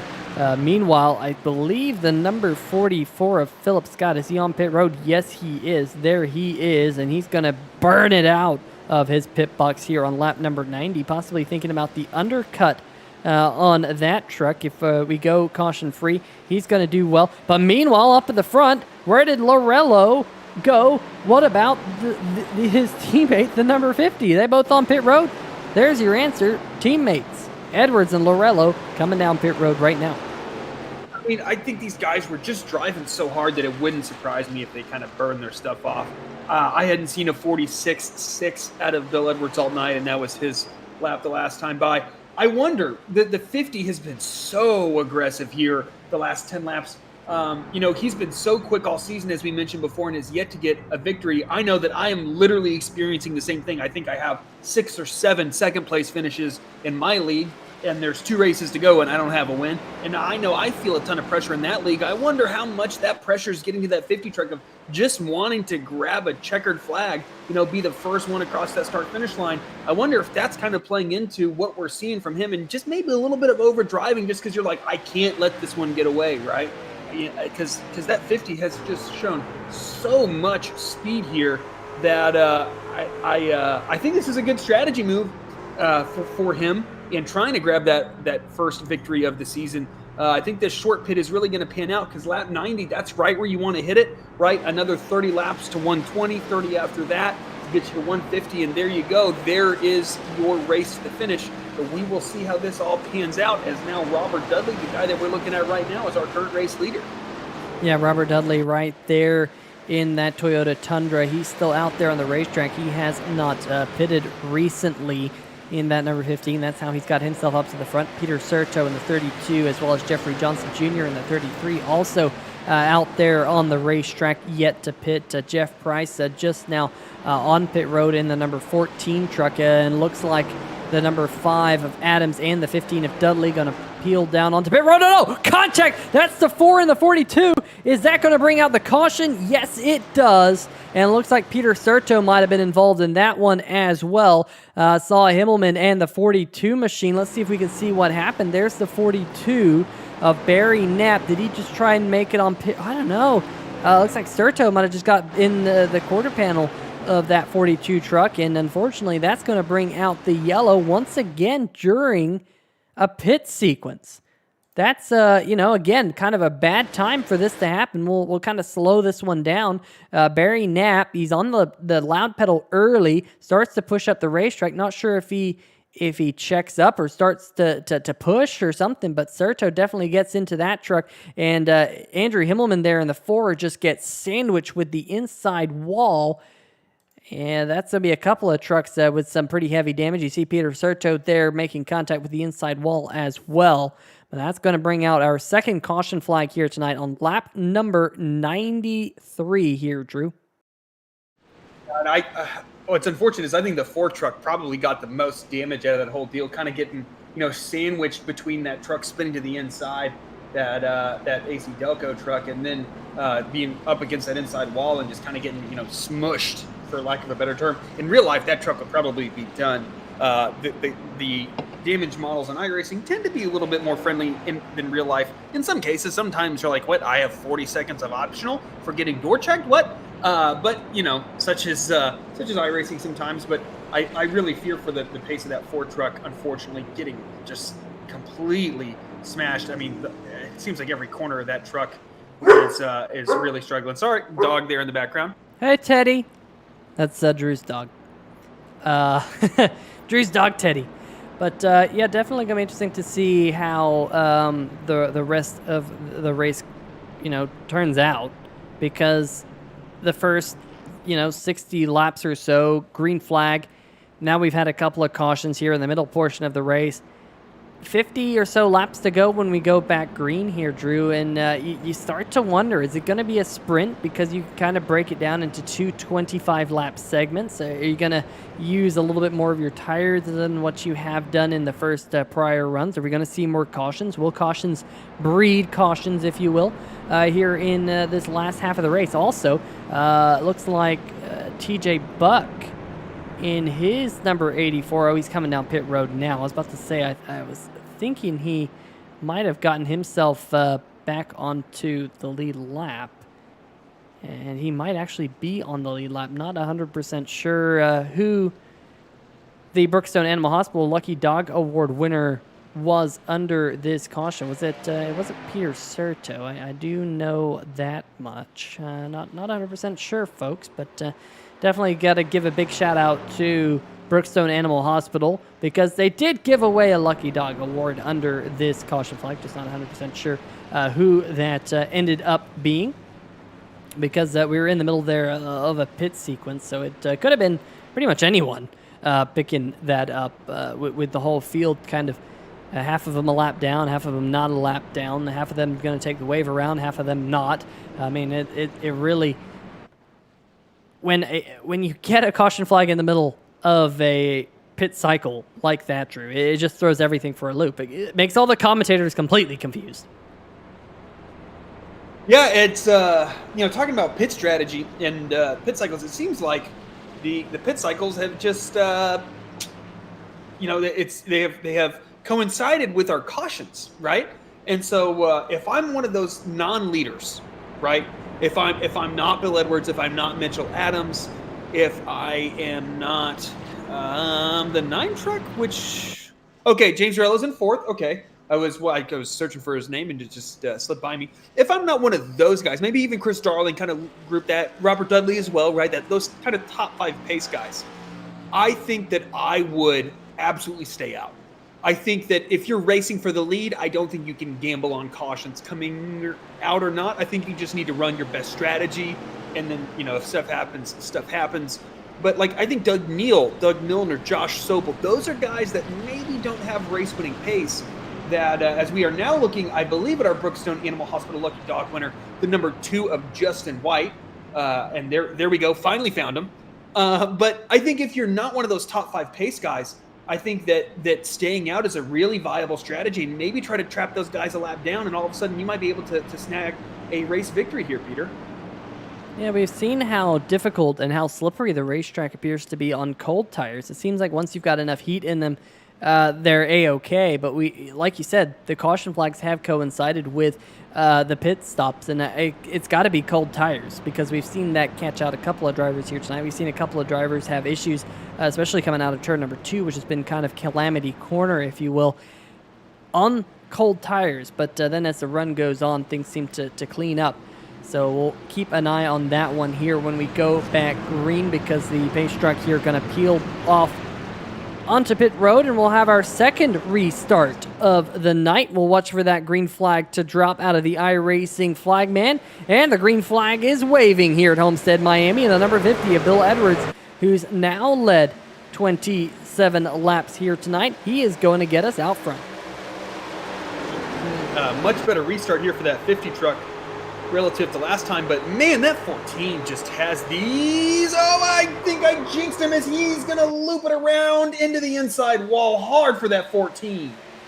And that is what I was just talking about, Drew, that it seems like cold tires here, especially in turn number 2, for whatever reason, can catch you out. We'll go on board here with the number 14, just kind of ends up going up the racetrack and starts sliding and just can't quite catch it, and slam bam into the inside wall. That is a big heartbreak for a driver who's been very, very quick all night long. And of course, no caution flag in that one, and Price is just going to bring it down pit road. That truck might be toast, and looks like he's just going to peel it off there, and that is just not what you want to see in that number 14 truck, your winner from earlier this season at Las Vegas, out here at Twin Ring Motegi. Meanwhile, a little bit further back in the pack, it's still a scrum as we are now moving on to lap number 100 here. Just about 50 laps to go at this racetrack. The only time we'll be outside of North America here in the Simbox Truck Series this year. As Doug Neal in that number 77 trying to get to the inside of Philip Scott. And oh man, that looked like it was contact there, Drew. I am surprised the 44 of Scott isn't spinning into the inside wall, but good news, he's still out there on the racetrack pointing in the right direction. Yeah, it's some really, really close racing throughout this midfield. Man, they're just basically door-checking each other all the time here. As Doug Neal maybe kind of slipping back just a little bit down to 7th, as he was running darn near the top 5. But we got a caution. The 44 is spun. Is anybody going to hit him? I don't think so. Now keep it on the inside wall. There he goes. Certainly more fortunate than that 14 truck. But let's see just what happened here to that 44 of Philip Scott. I wonder if there was any contact here, just going down the front stretch, crossing the start-finish line right about now. And the 77's on his inside. What's going to happen here? The 44 just kind of cuts down across the 77's nose. Nothing that 77 could have done, but that is a horrible place to position your truck. Wow, what truck was that barely snuck by on the outside? That was I don't even think he really did anything. He just got very fortunate that the 44's momentum just didn't carry him further up the track.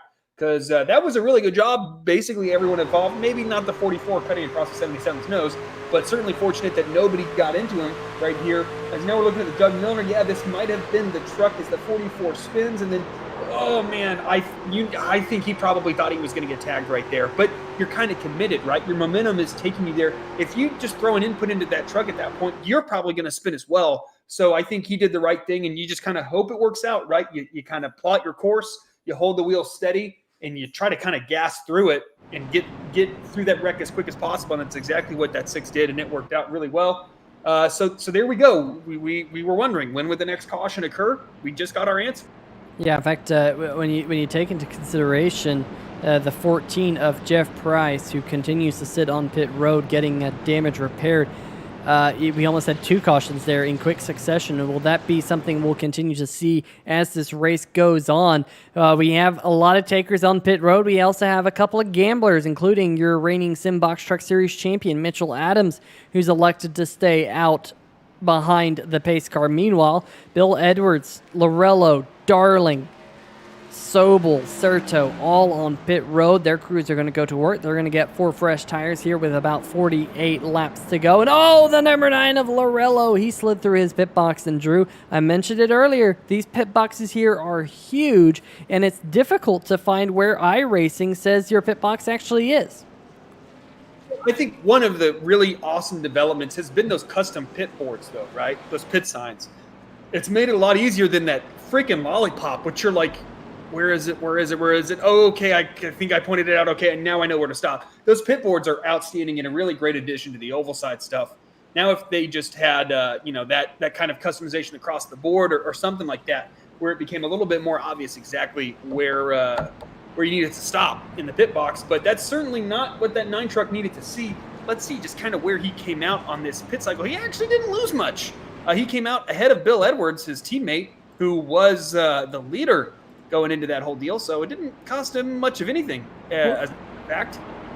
Well, Lorello must have only taken 2 tires on that truck, which I think is very interesting that that's the case. Based off of what I'm seeing, he only took 2 tires because he had a 9-second pit stop. So there's no way you're getting 4 tires in 9 seconds. Meanwhile, pretty much all the other takers on pit road did elect to come down and get 4 fresh tires. So kind of interesting one there for most of the field.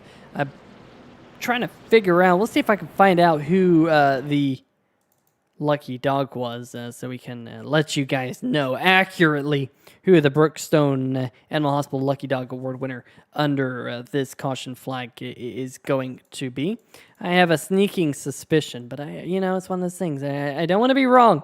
I do not want to be wrong in making that call. And you know what? I'm glad I did, because you know what? I would have been very wrong. I would have been very, very, very wrong. Because that man right there, the number 5, Ben Adams, who Drew was involved in an accident very early on, didn't bring out a caution. In fact, I think he was the first one to have contact with the inside safer barrier there in the first 5 laps or so. He's now got himself back on the lead lap. He's down in 13th and picks up that Brookstone Animal Hospital Lucky Dog Award. Of course, if you are located in the greater Atlanta, Georgia area, make sure you check out Brookstone Animal Hospital for all your animal hospital needs.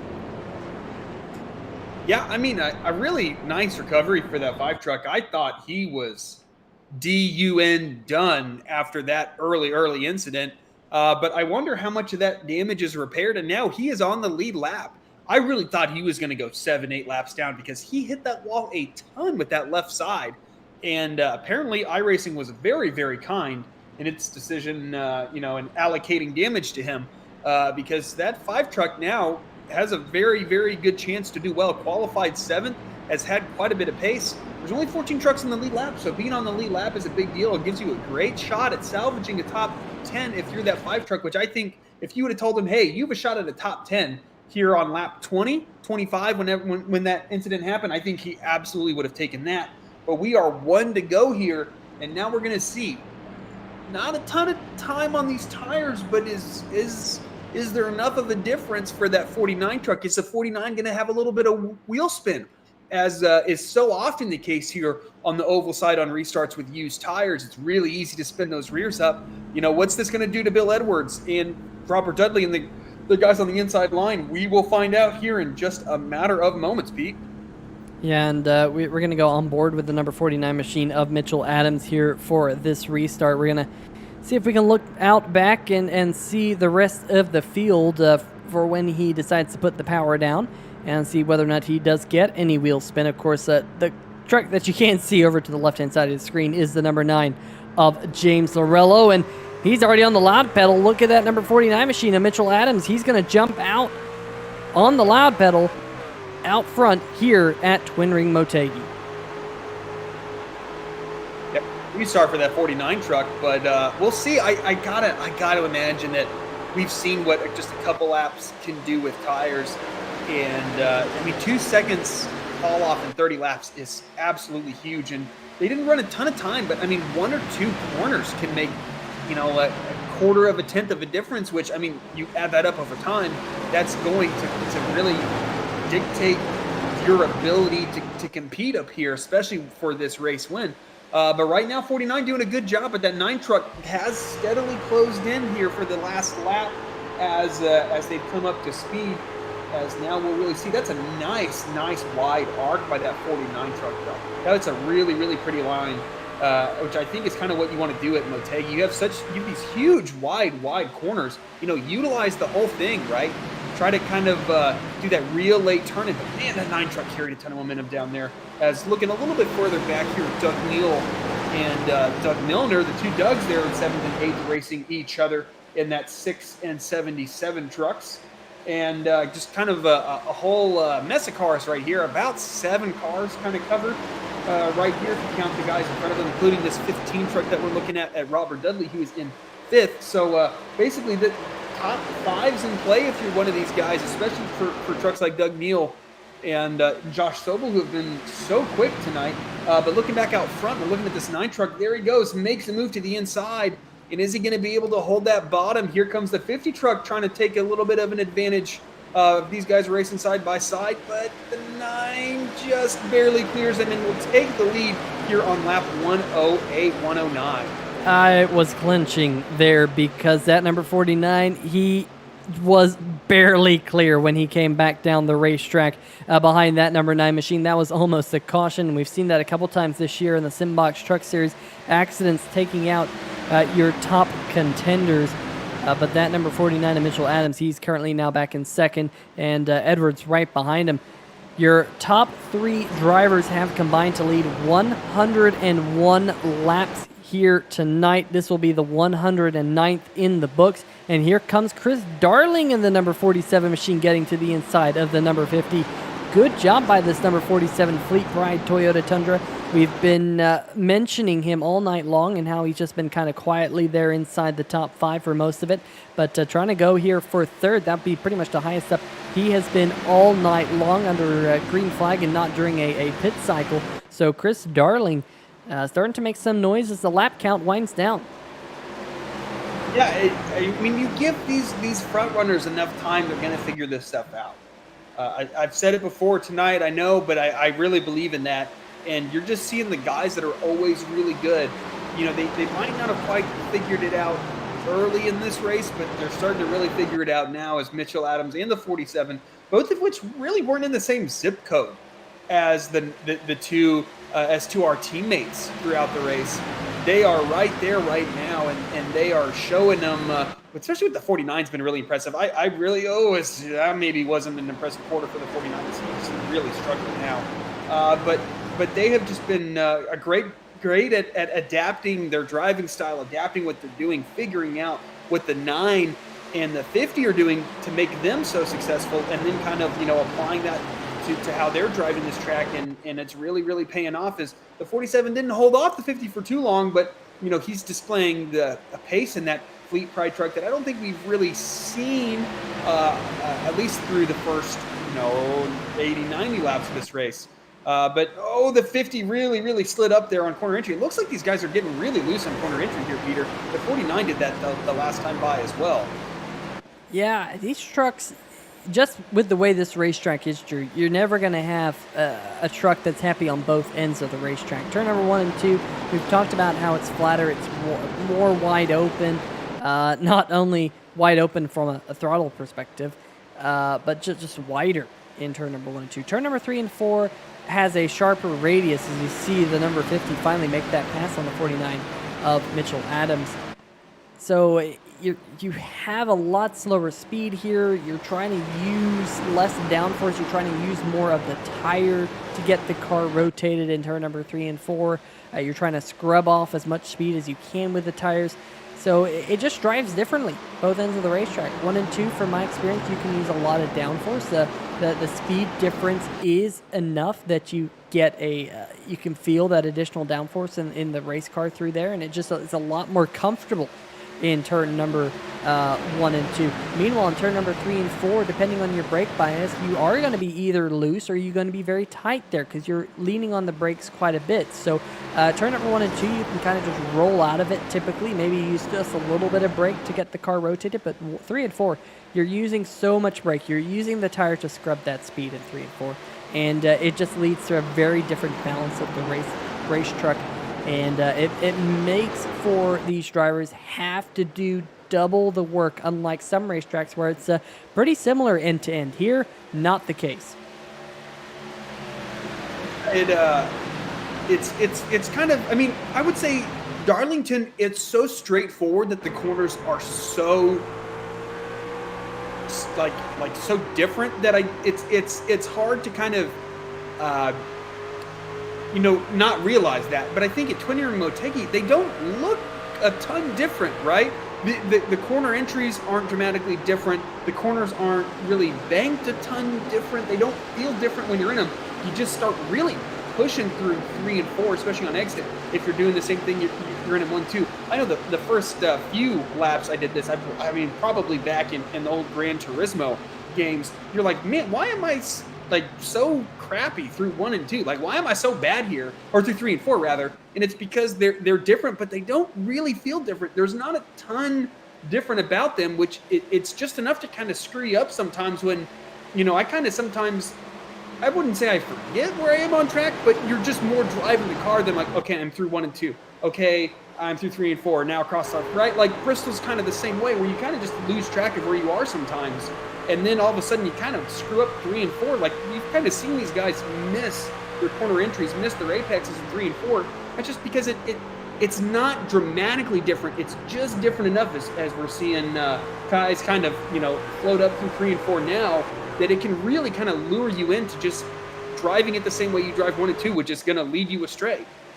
Yeah, meanwhile, back up at the front, this battle between the 50 and the 47 just won't seem to die down. We saw Darling get to the inside of Edwards about 10 laps ago now or so, and he's actually closed back in on Edwards as we are closing in on that mark, Drew, where the pit window will open, where you'll be able to make it to the end of the race from here. I've been very impressed with Lorello in that number 9 machine, taking 2 tires on that last pit stop, continuing to lead the way. Mitchell Adams, who elected to not pit under that last caution flag, he's still out there in the top 5 in the 4th position, being hounded by Robert Dudley in the number 15, who's had a real roller coaster of a night, Drew.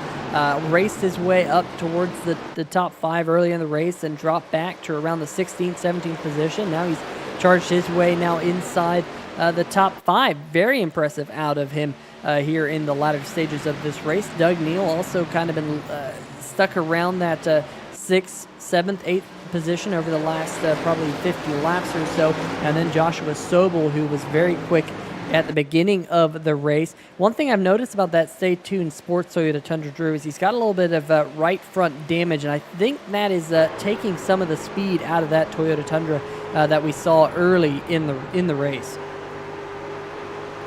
That certainly wouldn't surprise me. It's very, very, very peculiar the way the damage can affect these trucks here in iRacing. You can have something that seems like it's a non-issue, and then all of a sudden you're like, man, I feel like I'm so tight all of a sudden, or I'm so loose, or I'm just losing speed down the straightaways. And that wouldn't surprise me if that were the case. But kind of looking back now, 49 truck really starting to pay the price for these older tires at this point. I think he had demonstrated his pace when he was racing these guys with even tires. But now, I mean, it was only a couple laps, but we're just seeing what those couple laps can do. As who are we looking at on pit road? Are we just starting to see some pit cycles? Yeah, lap 121. The pit window is open for these guys. Who will be the first amongst the leaders to pit? Is now we have a ton of guys running a little bit further back in the pack on pit road. Yeah, that was the number 44, Philip Scott, who elected to come down. Ben Mashburn's been sitting on pit road for quite some time. Barry Knapp also just now coming down pit road. Not 100% sure if that number 42 is calling it a night or what, but he's having a very lengthy stop in his box. He's been there now for just about an entire minute. Mitchell Adams in the 49 machine, he's elected to come down pit road, Drew. We were just talking about him and how it looked like he was starting to pay the price for those old tires. There he is right in front of Jamar Dumas in the number 28, who's in the pit box immediately behind the number 49. They're going to put left side tires on that race truck for the run to the checkered flag. But meanwhile, back up at the front, Chris Darling in that number 47 machine just not backing down, and he's finally going to get around the number 50 of Edwards, move Darling up to second.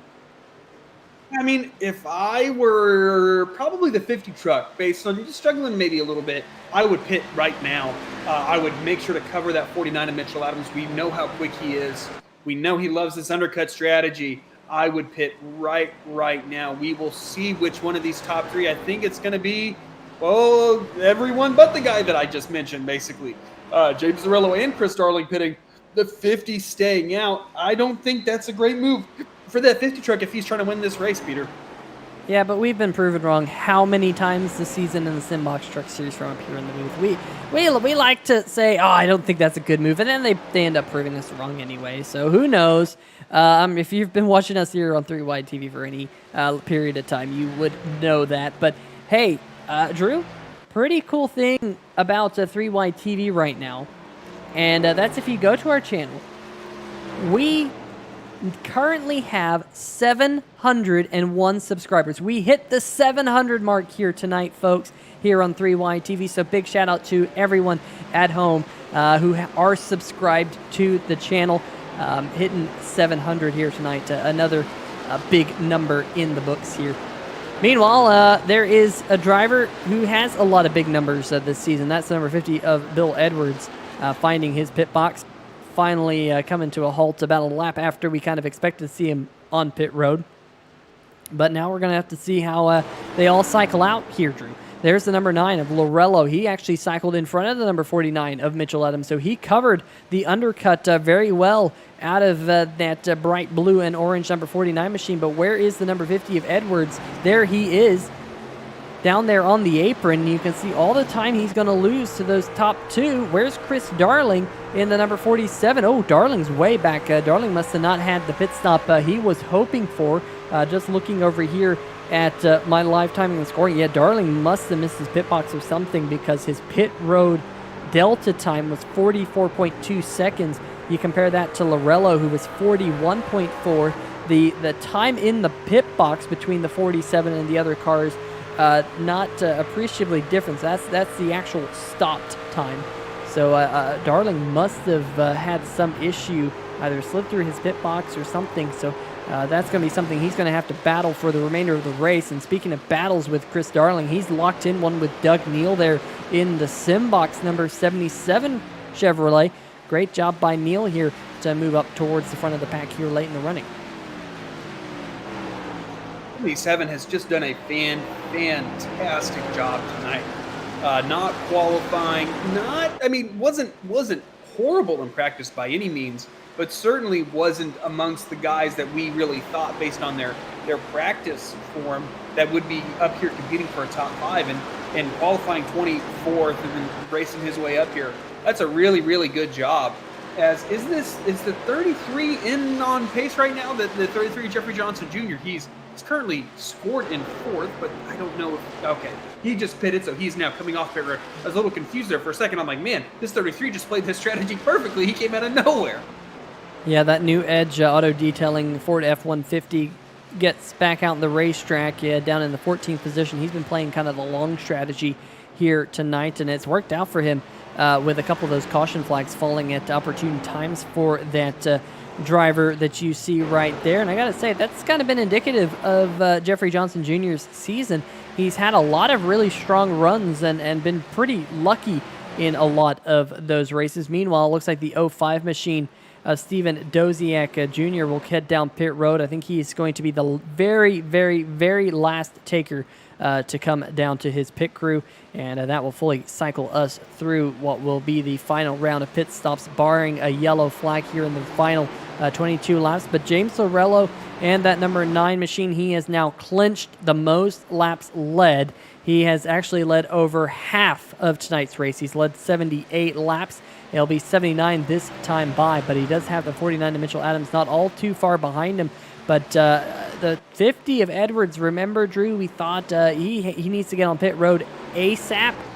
Oh, man, a bit of a wiggle out the back of that number 50 as well. Is he coming back down pit road? No, I just think not quite able to get that rear end hooked up, and he's going to fall under fire from the number 47 of Darling, who's run him down. That 50 just kind of has fallen off just a little bit here in the last 20-ish laps or so. It feels like since that last restart, he just hasn't quite found the form that he had, which was, I mean, like as good as we've seen from this 50 truck this year.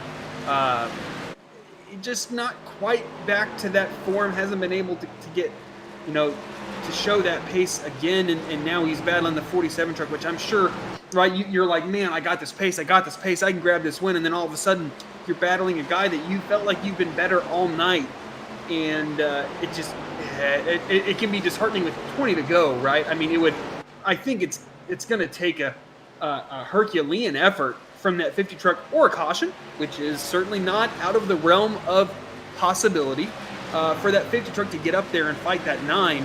I really like the position that James Arella's put himself in. He watched the 49. I'm sure he was monitoring that and just made sure that, okay, I can't let him get too big of a gap on these fresher tires that he has. And now he has a tire advantage on that 49 truck, and he is really, really in great control right now.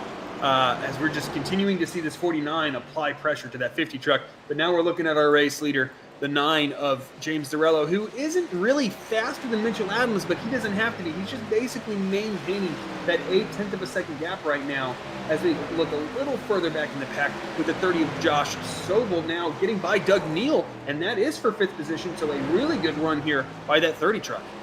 Yeah, Sobel actually has 1 lap fresher tires than Doug Neal, so you'd kind of expect the fresher tires to speak volumes here over the next couple laps or so. Meanwhile, back behind them, Philip Scott, remember, he was the first one on pit road. He's currently being scored in 7th, but he has a couple of hungry hounds right behind him in the number 15 and the 6 there of Dudley and Milliner. Dudley pitted about 9.5 laps ago now as they flash down the backstretch, and Milliner 1 lap prior to him. So Dudley here, 3 lap fresher tires than the 44 of Scott. I would expect, that is going to give that number 15 quite an advantage here over the last 17 laps or so. But that 44 is still holding on strong on those older tires.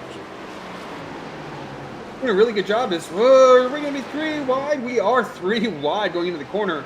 And these guys making it work.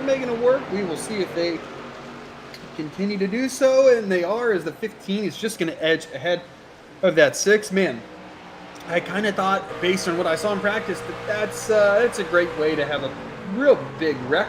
But they kept it all under control and did a really good job right there of between those 3 drivers of keeping it nice and steady. And this is a battle for 7th, 8th, and 9th. So not any big kind of thresholds, not a top 5 that we are battling for. But, I mean, every position's worth something. And these guys, with the exception of Philip Scott, who's not really in the chase conversation, Robert Dudley and Doug Milner, they are, right? These guys do need each and every point that they can get. And so I expect this hard racing to continue to the end. Sometimes when you don't have a lot to gain by, racing this hard, you can kind of be like, I guess, right? Like, I don't know, this doesn't seem like I need to fight too hard for this. But these guys do, right? Their championship hopes kind of rely on scoring each and every point possible, because that stuff adds up over the course of a season.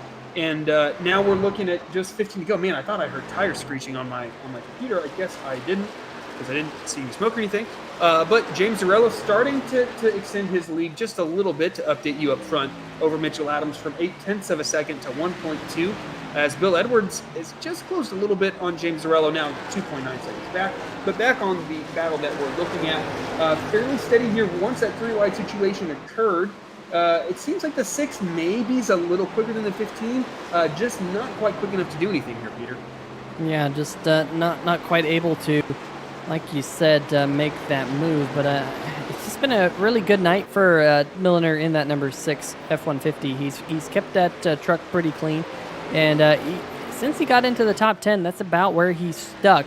There around that 8th position. I know he would hope to finish a little bit higher up the field, but as these laps wind down, he will have a few more cracks to that number 15. That is for sure. Of course, we've alluded to it a couple times here tonight. If you weren't with us at the top of the show, there were only 5 races entering tonight till we get to the Simbox Chase, and that's the point situation. And like you mentioned there, Drew, Robert Dudley, 19 points outside of the chase situation. And of course, championship Incas with the number 5 machine having early dramas with that gap between himself and the number 15 possibly closing at the end of the night. Joey Doucette having a blown engine in the number 61 truck. That's not good for his possibility of making his way into the Simbox Chase. And of course, White there, 23 markers out.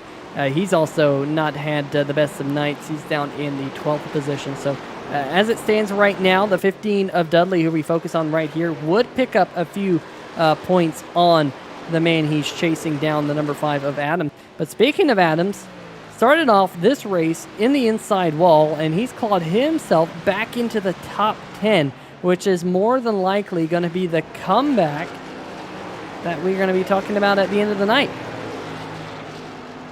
Certainly, it's not something I would have predicted or willing to jump out on a limb over.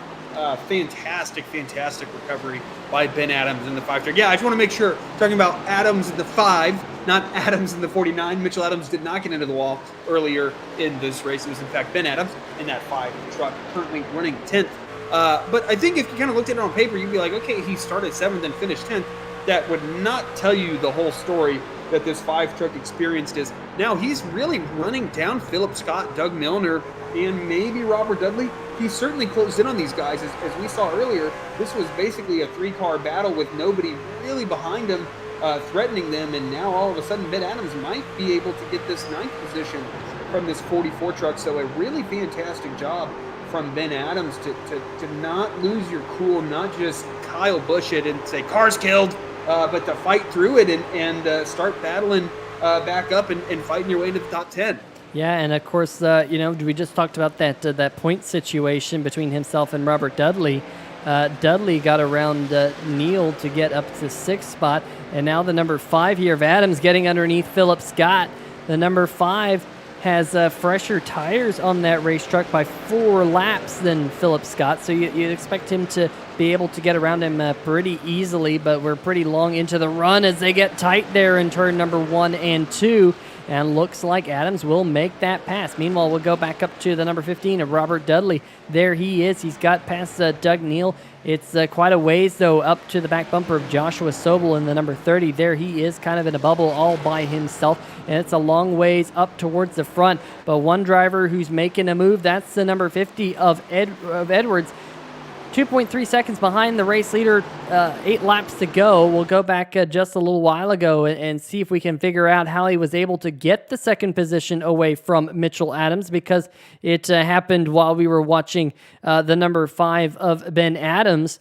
It looked like the number 50 here, this was about 2 or 3 laps ago, just got a big run coming out of turn number 4, dove to the inside, and the number 49 there wasn't going to give it up easy, but they raced side by side here for about a lap, and Edwards finally was able to prevail there coming out of turn number 2.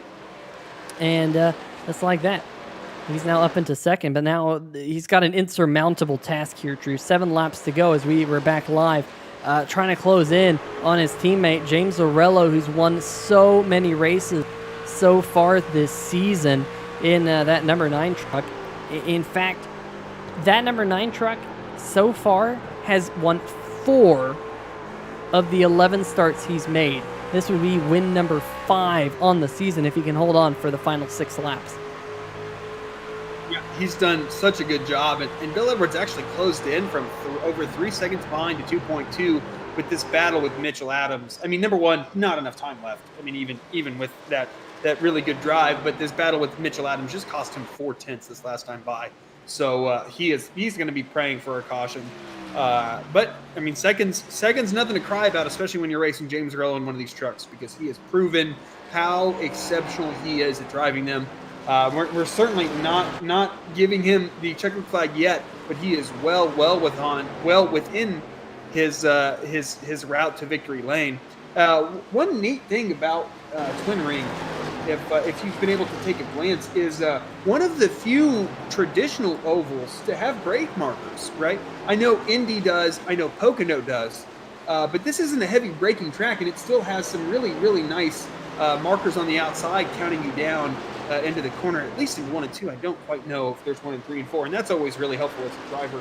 Kind of a neat thing. I'm not surprised that the Japanese tend to be very meticulous in their planning and design. So I'm not surprised that they included that little detail. But it certainly is neat as a driver, because now we're looking at Ben Adams all the way up to 7th position now, as he got by both Philip Scott, as we saw earlier, Doug Neal and Doug Milner, both the Dougs. Did Ben Adams make his way past? I really doubt he's able to catch Robert Dudley, but man, this 5 truck, had he not had this damage early on, who knows what he would have been capable of, Peter? Yeah, I'm going to keep an eye on this battle out the corner of my eye, because that number 5 truck, folks, he is one of the fastest trucks out there on the racetrack. Yes, there's only 4 laps to go, and he's going to have to do a lot of work to catch Robert Dudley, but you can see last time by about 0.2 of a second. He's going to have to get a little bit more here as we have just 3 laps to go this time by, but been a very impressive finish to the race for the number 5 of Ben Adams. But we do have 3 laps to go. Bill Edwards not making any inroads on the race lead, I can say that much. Meanwhile, Chris Darling and Joshua Sobel, those 2 trucks now just about 0.6 away from one another. There is Chris Darling currently riding in the 4th position. And folks, the poll earlier this week was, which is more likely to happen, between Lorello winning and Chris Darling finishing inside the top 5. Those are 2 of the 4 choices, I think. Well, if you answered either of those, you're going to be right by the looks of things here, as we now just have 2 laps to go. Unless a caution flag comes out, a caution would change everything, but I don't think these drivers want to see a caution. But how about Joshua Sobel there, really closing in on Chris Darling here? It'll be interesting to see if Sobel can have a run at Darling here as we go to the white flag lap. Absolutely, as this number 9 truck will take the white flag right about now. We're focusing here on the battle on track. This 30 truck has had so much pace at quite a few tracks, just has had a lot of misfortune, has just kind of, made mistakes that I'm sure he wish he didn't make, but he is certainly trying to capitalize on his pace tonight. Battle for 4th position with he and Chris Darling, as that 47 is certainly keeping him pinched down there on the bottom through 1 and 2. He's going to have one more shot, as here comes the 9 truck through 3 and 4. Here in the land of the rising sun, James Lorello will cross the start-finish line and take his 5th win of the season, as back in the battle for 4th and 5th, Josh Sobel does get him through 3 and 4, and he's going to hold off Chris Darling. He will snag 4th position. Chris Darling in 5th position. What a battle there to the end for 4th. And here, Robert Dudley in 6th, and then a heck of a run by Ben Adams, recovering from that early wreck to finish 7th. What an ending to this race. And here, Doug Milner in 8th, and then Philip Scott in 9th, and Doug Neal will round out your top 10, Peter. Yeah, I got to say, that was a really good finish to the race. I really enjoyed this race here tonight. We've heard from a couple of the drivers in the chat who unfortunately had certain woes and dropped out of the race, that they really enjoyed it too. So hopefully it'll be another stop at Twin Ring Motegi in the future here in the Simbox Truck Series. But the number 9 of James Lorello with his teammate Bill Edwards picking up a 1-2. They're both going to burn it down here side by side. Teammate Donuts here on the front stretch here. And all the fans here in Japan, they don't get many oval races. Well, they'll be pretty excited to get a little bit of virtual tire smoke in and amongst the virtual crowd here. And looks like Lorello really enjoying himself there as he finds a little bit of the start-finish line with the tire marks. And there's his teammate there, Bill Edwards, doing a good job not running into one another, because that'd be the last thing. And the 50, just trying to make sure that truck's legal, just back it up into the wall so they can't make any good measurements of the rear end of that 50 truck. That's what you do. We've seen that a couple times in NASCAR, and now they're going to do nose-to-nose burnouts here on the front stretch. How about that? Yeah, that's... I don't think I've necessarily seen that before, especially in iRacing. I don't think I've seen it in real life either. And thanks to iRacing for actually giving us smoke when trucks are stationary. I know that was a thing that hasn't always existed, which is nice. That's a cool little sight to see there, though. But man, what a job by James Zarello and Bill Edwards. I don't think this is quite how the 50 thought his night was going to go. As I think he did, over a long run, have a superior pace to James Zarello. He just kind of got caught out there at the end and just kind of lost his rhythm. But seconds nothing to sneeze at, and that's certainly what these guys want to see. Being 1-2 in points, right? I mean, this is what you need to do. Mitchell Adams in third with a great run, and then Josh Sobel and Chris Darling. I mean, overall, a really good race, really challenging race. We saw how punishing this track can be to just kind of small mistakes, like driving a little too hard, like we saw from the 24 of Ben Mashburn. Just stuff happening to you of no control of yourself, like Andrew Himmelman getting sandwiched to the inside wall with wrecking cars all around him, wrecking trucks all around him, rather. But I think a fantastic result and a very deserving winner in James Zarello. Absolutely. And folks, don't go anywhere. We're going to get some interviews with your top 3 finishers here, Lorello, Edwards, and Adams. Don't go anywhere. We'll be right back here on 3Wide TV.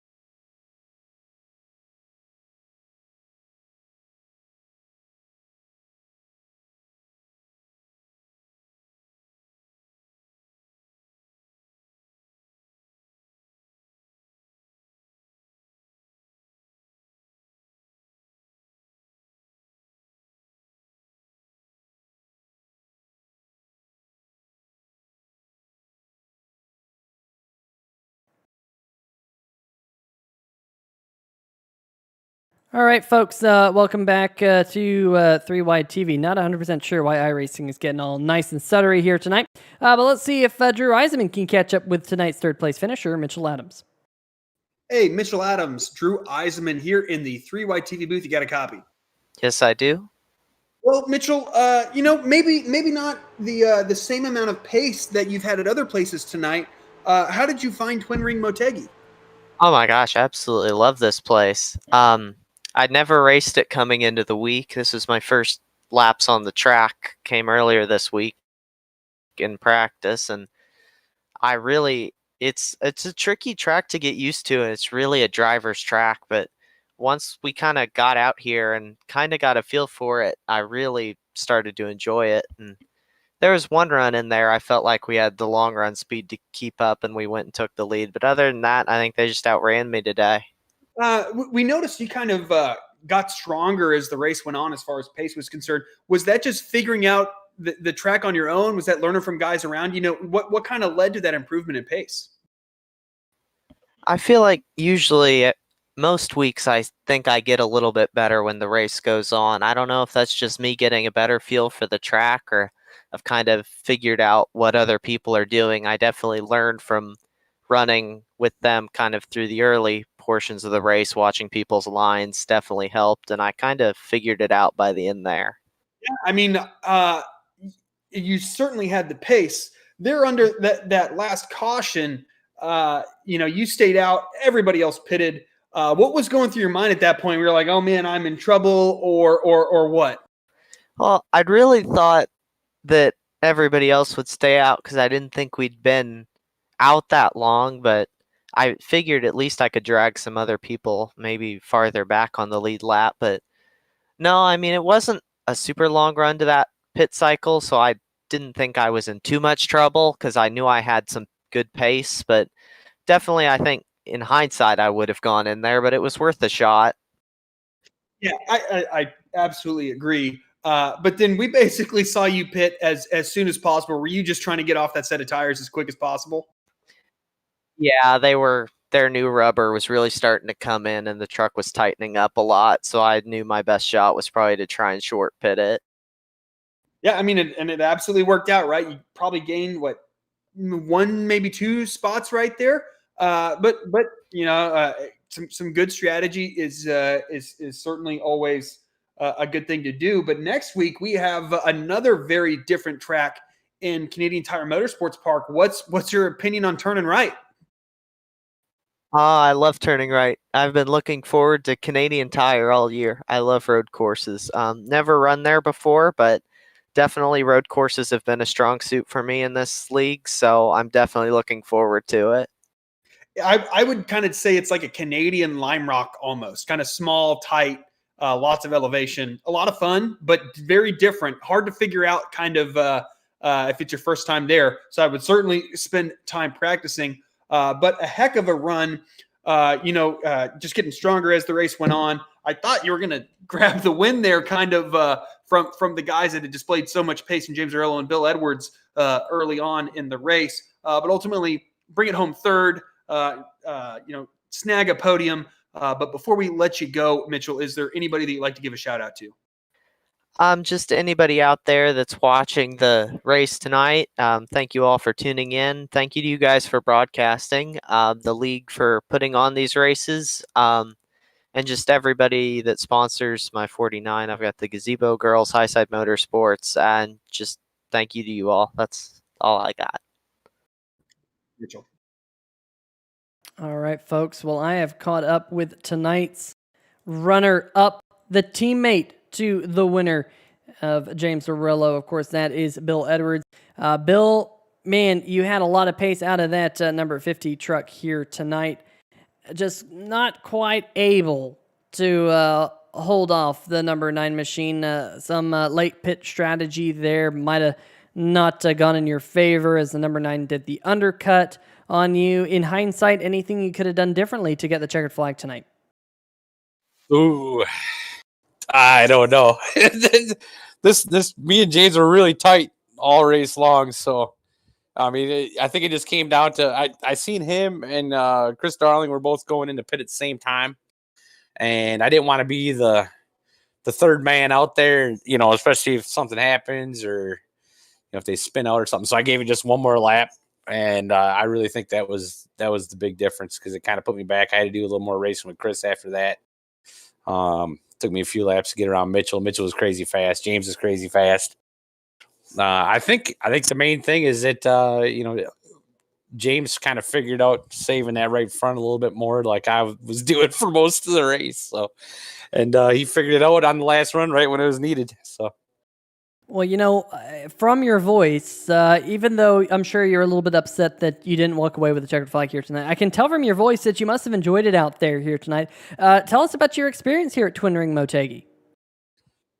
I turned my first lap there about noon today. I decided to hop in there and give it a couple laps, and I just kind of did a quick, like a 10-lap run, and I checked my tires, and my right front was already down to 74%, and I went, okay, the track just wanted to eat tires, so I actually put in quite a few more laps after that and figured out how the best way to point the nose, best way to save the tires, and it paid off. I know James is really quick too, and he was doing a lot of saving.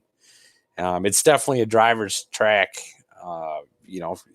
It's not very much banking. And you really gotta drive the truck. So, but it was a blast. I mean, there's a lot of side by side racing, and it was just fun. I don't know. I like it. I hope we come back here again. It's the first time I ever raced. Raced this one.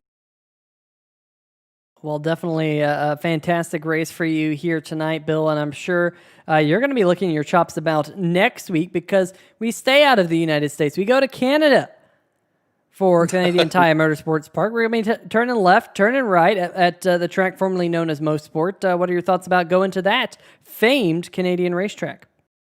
Oh, I'm excited about it. I like road racing, so I know it's a little bit different running in the trucks as it is like the GTEs, but it should be a good time. I'm running what 4 or 5 hours or something tomorrow in the old Nissans, so should be a good time. I like road racing. We'll hopefully maybe pull off a win one of these weeks. Well, I'll tell you what, Bill, I will be seeing you tomorrow at Silverstone in those old Nissan GTP cars. So it's going to be a fun one for sure. But Bill, best of luck next week at Canadian Tire Motorsports Park. Before we let you go, any shout outs? Oh, I got to give a shout out. First of all, my teammate James. There's an awesome race back and forth between us. I got to give a shout out to NSRA. I got to give a shout out to 3Y TV up in the booth there, Simbox, Max Grafix, Brookstone Animal Hospital for their Lucky Dog Award. And I got to give a big shout out to my mom, her name is Pam. She happens to be part of the race thing tonight, the sponsorship. So, hi, Mom. I love you. Merry Christmas. Yeah, we'll bring up the graphic right there. The Pam's Merry Christmas 225 here tonight. I love how in the logo, on the right-hand side, it says, "Hi, Mom." It's a bit of an inside joke because, I do a lot of these, like especially in the road racing and stuff side of things here. A lot of the guys stream. So whenever if I happen to pass somebody, I always say hi, Mom, especially if they're streaming, because I usually send my mom the link. She watches every week and it really enjoys watching us all come out here and do our thing. So hopefully we'll put on a good show for her. So from now on, you're going to be known as the Scott Pruitt of the league in my books because you think so?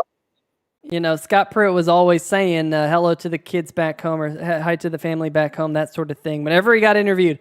So that's going to be you, Bill. You're now the Scott Pruitt of the league. But congratulations on your runner-up finish here tonight.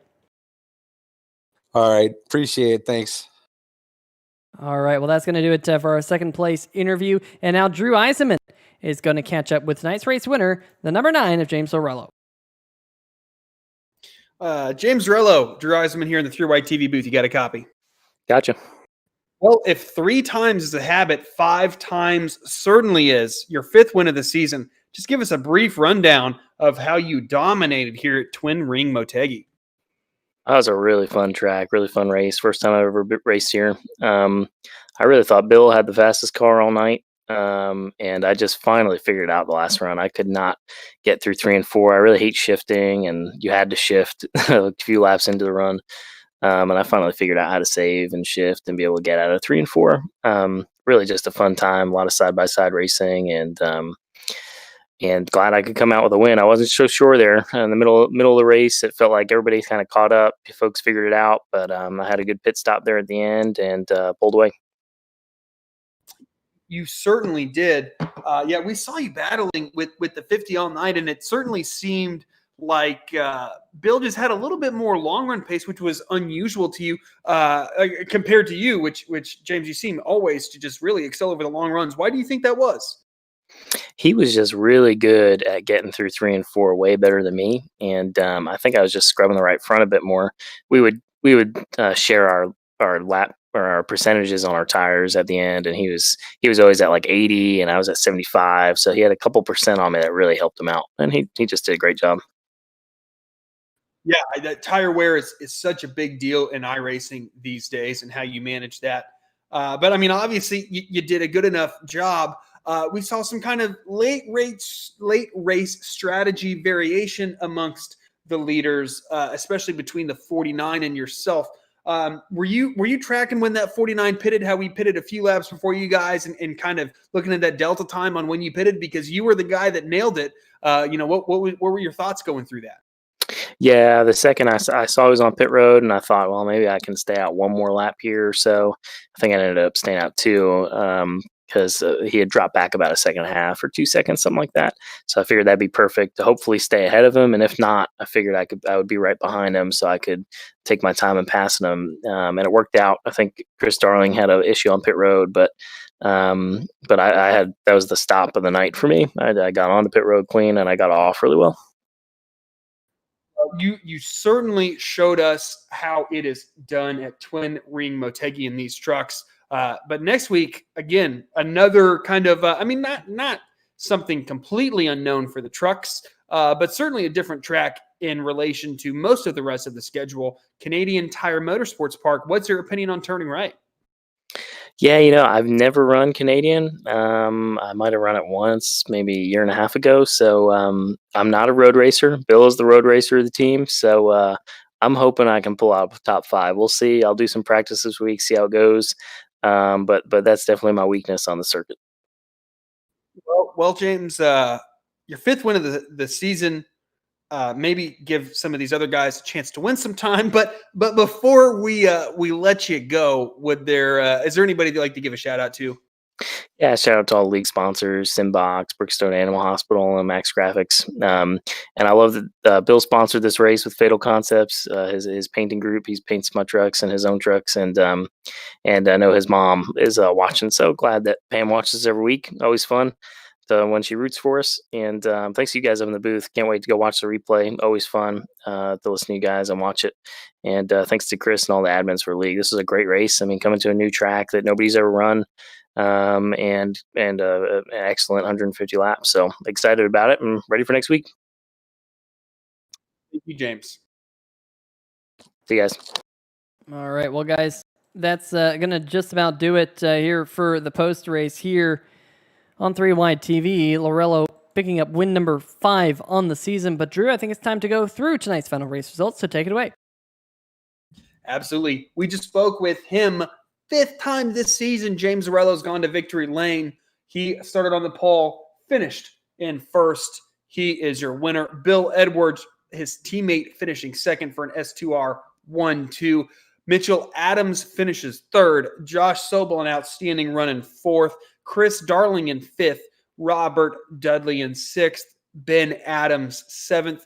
I should give a little bit more of a mention once again to Ben Adams in 7th position. What a heck of a run, heck of a recovery for that 5 truck. He might have started 7th, he might have finished 7th, but there was a whole lot more that went into that effort by the 5, and he should absolutely be applauded for that. Doug Nollner will finish 8th. Philip Scott will finish 9th. Doug Neal, ultimately, he started 24th, finished 10th. He just displayed so much pace throughout this race. I think that 10th is going to be a little disappointing for him, but he will round out your top 10, Pete. Yeah, finishing in the 11th position, the number 2 of Justin White, one of those other drivers who is just outside the playoff picture, on the outside looking in, or the chase picture, I should say. They don't have playoffs here in the Simbox Truck Series. Jamar Dumas comes home in the 12th position at the end of the night. Jeffrey Johnson Jr. finishing 13th in the number 33. Peter Serto, who was up at the front for a little bit before being involved in an accident there in the 32, he finishes 14th, the last truck on the lead lap. Colin Ullery in the 62, who had to fight with front-end damage for the entire night, finishing one lap down in 15th position. Stephen Doziak Jr. finishing 16th, also one lap down, in front of TJ Buck in the 84, who had rear-end damage from pretty much the get-go in that number 84 truck. Very tough night for him. He's the last truck to actually finish. Barry Knapp there, 32 laps down. Jeff Price and Andrew Himmelin, they all had problems there in the latter stages of the race, which is a big shame. Jeff Price showed a lot of pace in that number 14 truck. In fact, he spun from second position at the time, and Andrew Himmelman, especially early on in the race, had top 5 pace as well. So those drivers not having the night they wanted to, Drew. Certainly not, and neither will these guys. 21st, Ben Mashburn, Adam Dama, 22nd, Joey Doucette, 23rd, and JT Poole and Nathan Maurer not even seeing not only the green flag, but a lap in general. Will finish 24th and 25th, respectively. Yeah, absolutely. Before we go, gotta give a mention, and hopefully you've made it this far in the broadcast, but gotta give a mention for Monday night. We have a Christmas charity event brought to you by a collaboration between the National Sim Racing Association, the NSRA, as well as the Total Nonstop Racing League that we normally broadcast on Monday nights.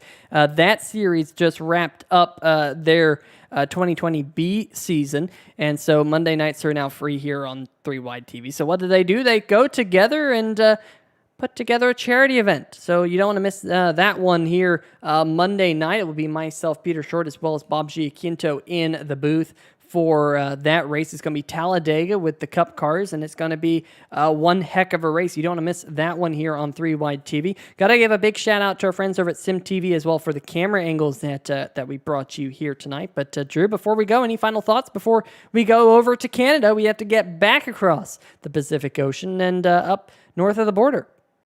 Well, I said that it was going to be absolute chaos or basically green from start to finish. Once again, the commentator doesn't know what he's talking about, as it certainly was that intermediary between those two extremes. So a heck of a showing, definitely punishing for mistakes here at Twin Ring Motegi. But I hope that the drivers involved and those who are watching realize the gem of a track that this thing is, and hopefully we see it a lot more throughout league racing, because I thoroughly enjoyed tonight. Even if it wasn't Talladega or Daytona, it certainly was exciting in its own way, especially for individual battles like Josh Sobel and Chris Darling for 4th, the 5 truck battling back for 7th. I had a blast watching, and I hope the viewers did as well. And stop the press,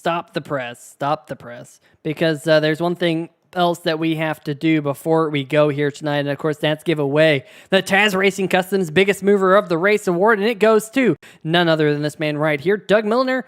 He finished in the 8th position here tonight, started all the way back in 24th, picked up 15 positions. You know what? My live timing and scoring is a little bit funky.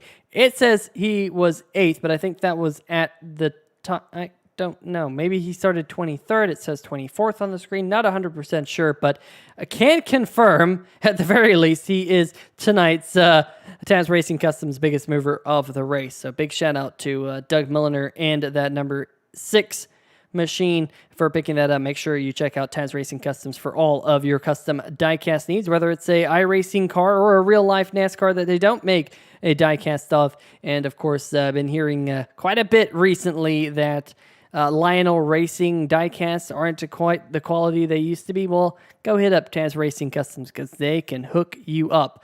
But for myself, Peter Short, Drew Eisenman, and everyone else part of the 3 Wide TV family, want to give a big shout out to everyone for subscribing. We hit 700 subscribers today. That is absolutely awesome. And we'll see you next week at Canadian Tire Motorsports Park.